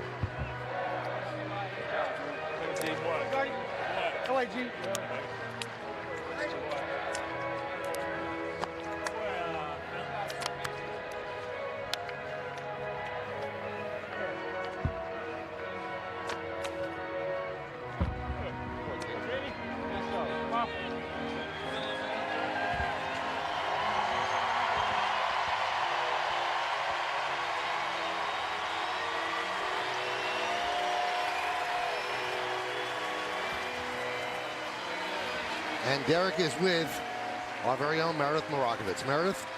Thanks, Michael. Derek, it all started May 29th, 1995 in Seattle, and it comes to an end here at Fenway. What's the feeling like knowing that it's over? Well, I'm ready for it. You know, I thought it was a wonderful job that the Red Sox did before the game. You know, that was pretty special. And you know, after everything happened on Thursday night, you know, emotions going up and down all over the place, I'm ready for it now. Was there anything in particular that stood out about that ceremony? Everything. I mean, for them to bring all the former captains from other sports out here, that shows a lot on their side. So I'm happy that they wanted to be a part of it. Was the plan always to, after you got a hit, come out in that fashion the way you did? No, I mean, the plan was 2 at-bats. And I was lucky I got a hit. I guess I hit the right part of the plate. A lot of fans sad right now, some happy that they just got to watch you play for 20 years. What do you want to say to the fans one last time? Thank you. You know, like I said the other day, you know, we all dream of playing professional baseball, and the fans are what have made it special for me. And yeah, I've enjoyed every minute of it, and it wouldn't have been the same without them. Derek, thanks for the time. Enjoy retirement. All right, thank you. Guys, we'll send it back up to you. Well, thank you, Meredith. Certainly the end of an era, one of the great careers of all time. Only 5 men in the history of baseball have had more hits than Derek Jeter. And obviously an iconic Yankee. Is he in the top 5? He's certainly in the top 10. You place him where you want, but he belongs in the conversation. David, you played with him a long time. 5 championships, really, that's the bottom line when you're playing a team sport. How many titles can you win? And he certainly played a big role in a lot of them. Yeah, I mean, you could so many cliches can come to mind, you know, and obviously sometimes you struggle for words in situations like this, but what a real winner, what a class act. How thankful I am to call him a teammate, to say I was there at the beginning. I pitched his first game as the regular shortstop back in 1996. We knew he was special then. 20 years later, Al, 20 full years, the impact that he's had on this franchise is immeasurable. And I'm thankful to have been his teammate. And the fans coming out here and showing him the adoration and love that you've seen here today and over the last several months tell you the story that you need to know. You know what, David, you know, amen. I'm just thinking he came in as the 3rd youngest player back in '95, and now is going out as the 4th oldest as we speak here the last day of the season. And I just think the flair for the dramatic. You mentioned winner. Michael, you mentioned the numbers of where he is lifetime in the history of the sport with hits. Your run scored, we can just go on and on about that, but I just think of a guy that has played the game right, has been a terrific role model and a true ambassador to this sport in a time in which that we're looking for something like that, where it wasn't all authentic, certainly in the era of the last 10 plus years. Just a lot of fun to have played against him, and I'm glad I was able to say that he was a teammate of mine, albeit for half a year. You know, when you come into a sport, when you come into any business, did you leave that business in better shape than when you came in? And I think you could all feel comfortable in saying that Derek Jeter left the sport in a better place. He is revered around the game by fans of all teams. And most importantly, and I think this really says a lot about the man, he is really looked up to by so many players in Major League Baseball. David, there are very few that have anything bad to say about him, if any. No, universal respect. And that tells you a lot. You know, not just among the peers that are his age or guys that were his contemporaries. It's the next generation of players. And the impact that's going to keep going on and on. The impact of Yankee fans that are young fans that are just introduced to Derek Jeter. The kids that are 10 years old. How about the people that grew up with him? The 25-year-olds. That's all they knew. Just the passing on from one generation to the next. The memories shared that Derek Jeter gave them. Grandfathers, grandsons, grandmothers, granddaughters, across the board. The memories that they share together. It's more than just Yankees. It's more than just Derek Jeter. It's about a family that he brought together, about a father and a son that can talk about Yankees and talk about Derek Jeter. You know what, just to add a little something here, and I think about even the last few days, Michael, what he said, and you know, that night, Thursday night, I was part of it sitting in the stands when they were, you know, thank you, Derek Jeter, the chant. And his comment afterwards, thank you for what? I was doing my job. And the other thing that he said, because there's a lot of people going to debate as to where he is as the greatest and whatever, the fans have shown, as you said, David, they come out for this. He said, nobody's outworked me. And Derek Jeter goes up the runway and leaves the field for the final time as an active player. When you could play for the New York Yankees for 20 years, a team that has the grandest history of all professional sports teams, and you could place yourself in the pantheon of great players that have ever put that uniform on, that's a job well done by Derek Jeter. People straining for that one last look for number 2. But Derek, a man of his word, he's not coming back.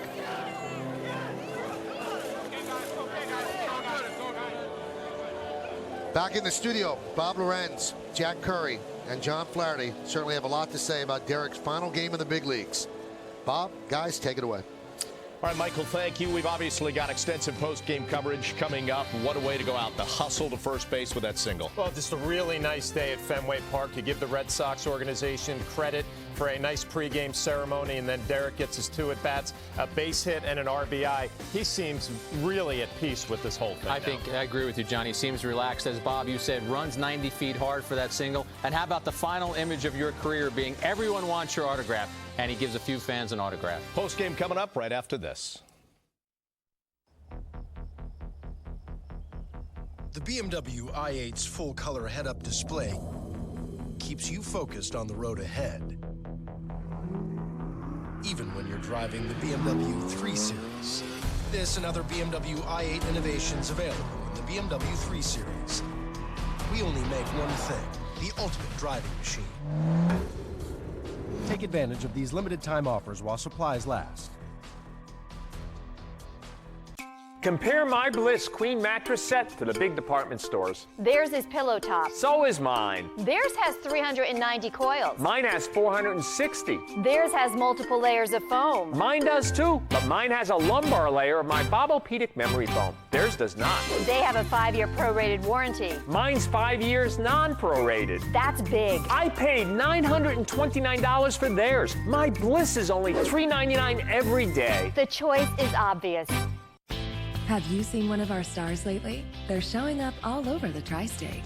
Come experience the red carpet treatment that thousands of our customers have enjoyed already.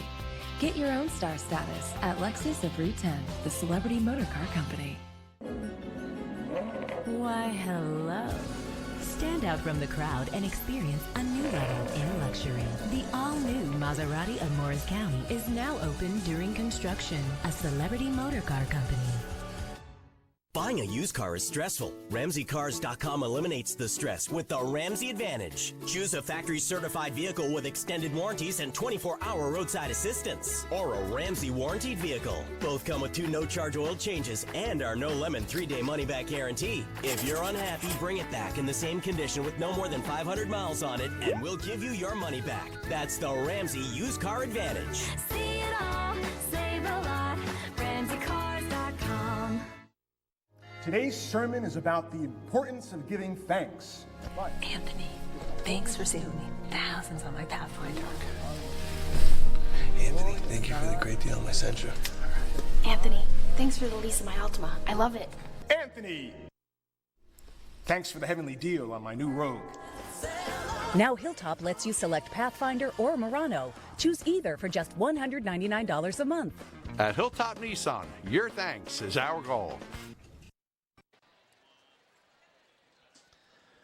Well, some of the great names in Yankee history, Mickey Mantle, Joe DiMaggio, Derek Jeter, and they are all in the conversation right now as Derek has ended his magnificent career on the field here at Fenway Park.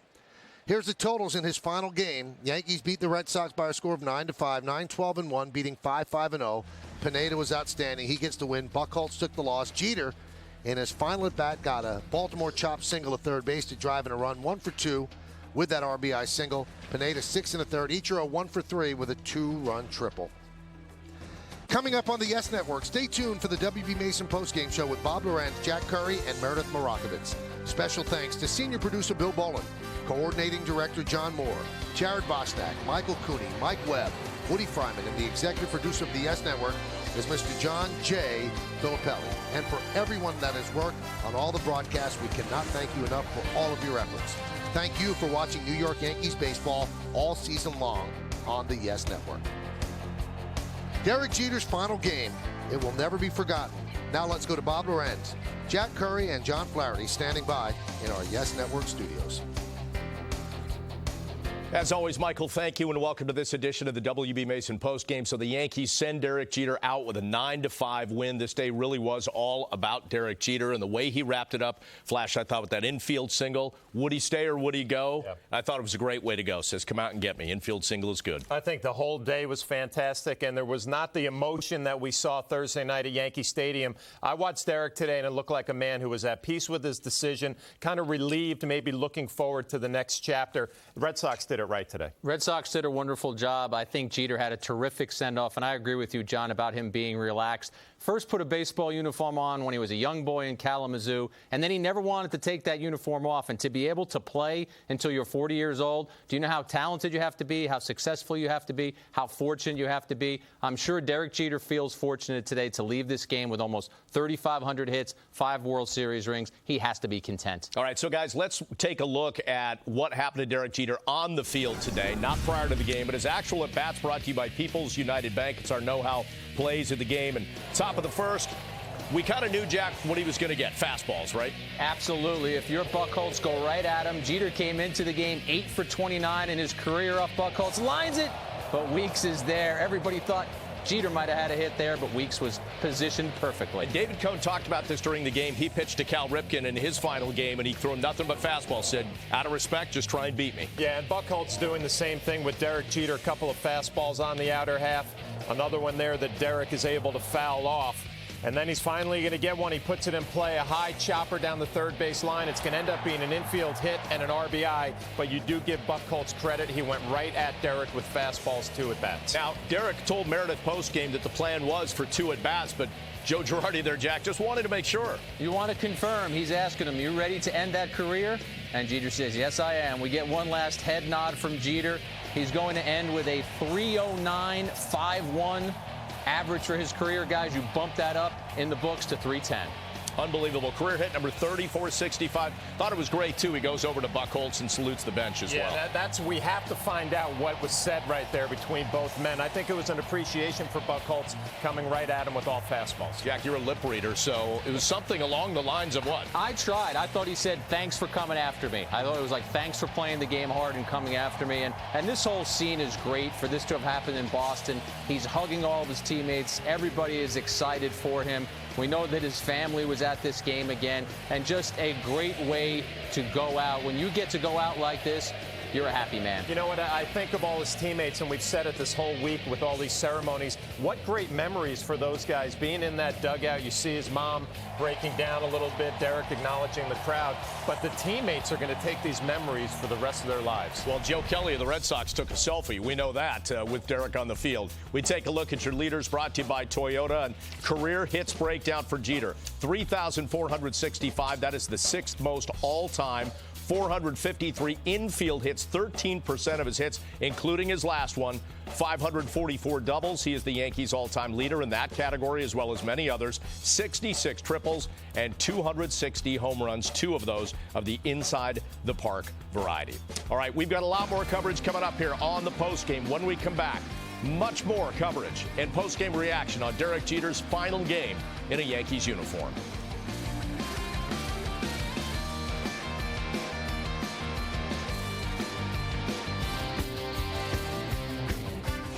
The Yankees postgame show on Yes is presented by WB Mason.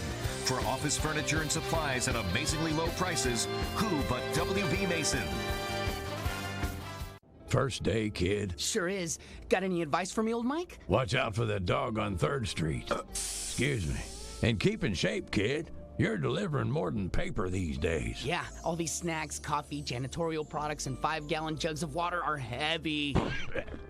Remember, you gotta make the delivery. Whatever, whenever, wherever. Sure, old Mike. Customers are counting on you. See you, kid. I'm gonna miss that guy. Who but WB Mason? Hey, that's Omar Bravo. Hey, Omar.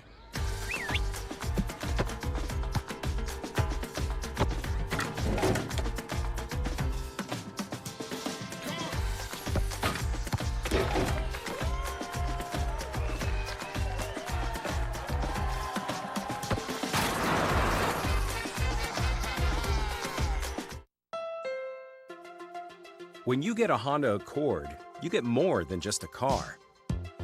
You get a soundtrack for your morning commute, a better view of your surroundings, a way to stay connected while staying on track. And you're getting Kelley Blue Book's most trusted brand for a great price. So start something special at the Accord clearance event, where well-qualified customers can lease a 2014 Accord at $189 a month. Now at your Honda dealer. Who is Sean Eldridge? An out-of-town multimillionaire trying to buy a seat in Congress. He'd fit right in. Eldridge attacks American companies, yet Eldridge and his spouse invest millions in those same companies. Says one thing, does another. And Eldridge admits Obamacare needs to be improved, but says he would have voted for it anyway. Sean Eldridge, he'd make Washington worse. The U.S. Chamber of Commerce is responsible for the content of this advertising. The Yankees postgame show on Yes is brought to you in part by Jeep and the unique brand of freedom only a Jeep vehicle can give. Visit Jeep.com. By Geico. 15 minutes could save you 15% or more on car insurance. Visit Geico.com or call 1-800-947-AUTO. And by your Tri-Honda dealers. Hurry to your local Tri-Honda dealer for great deals on the 2014 models. Well, after the postgame is finished, stay tuned here on Yes for the premiere of Yankees Access, Derek Jeter. It's an exclusive half-hour interview between Jeter and our Meredith Barakovitz, part of which we brought to you during our special Derek Jeter salute to the captain. We welcome you back once again to the WB Mason postgame, final game of the season, and the Yankees win it 9-5. More importantly, obviously, final game of Derek Jeter's career. So let's get right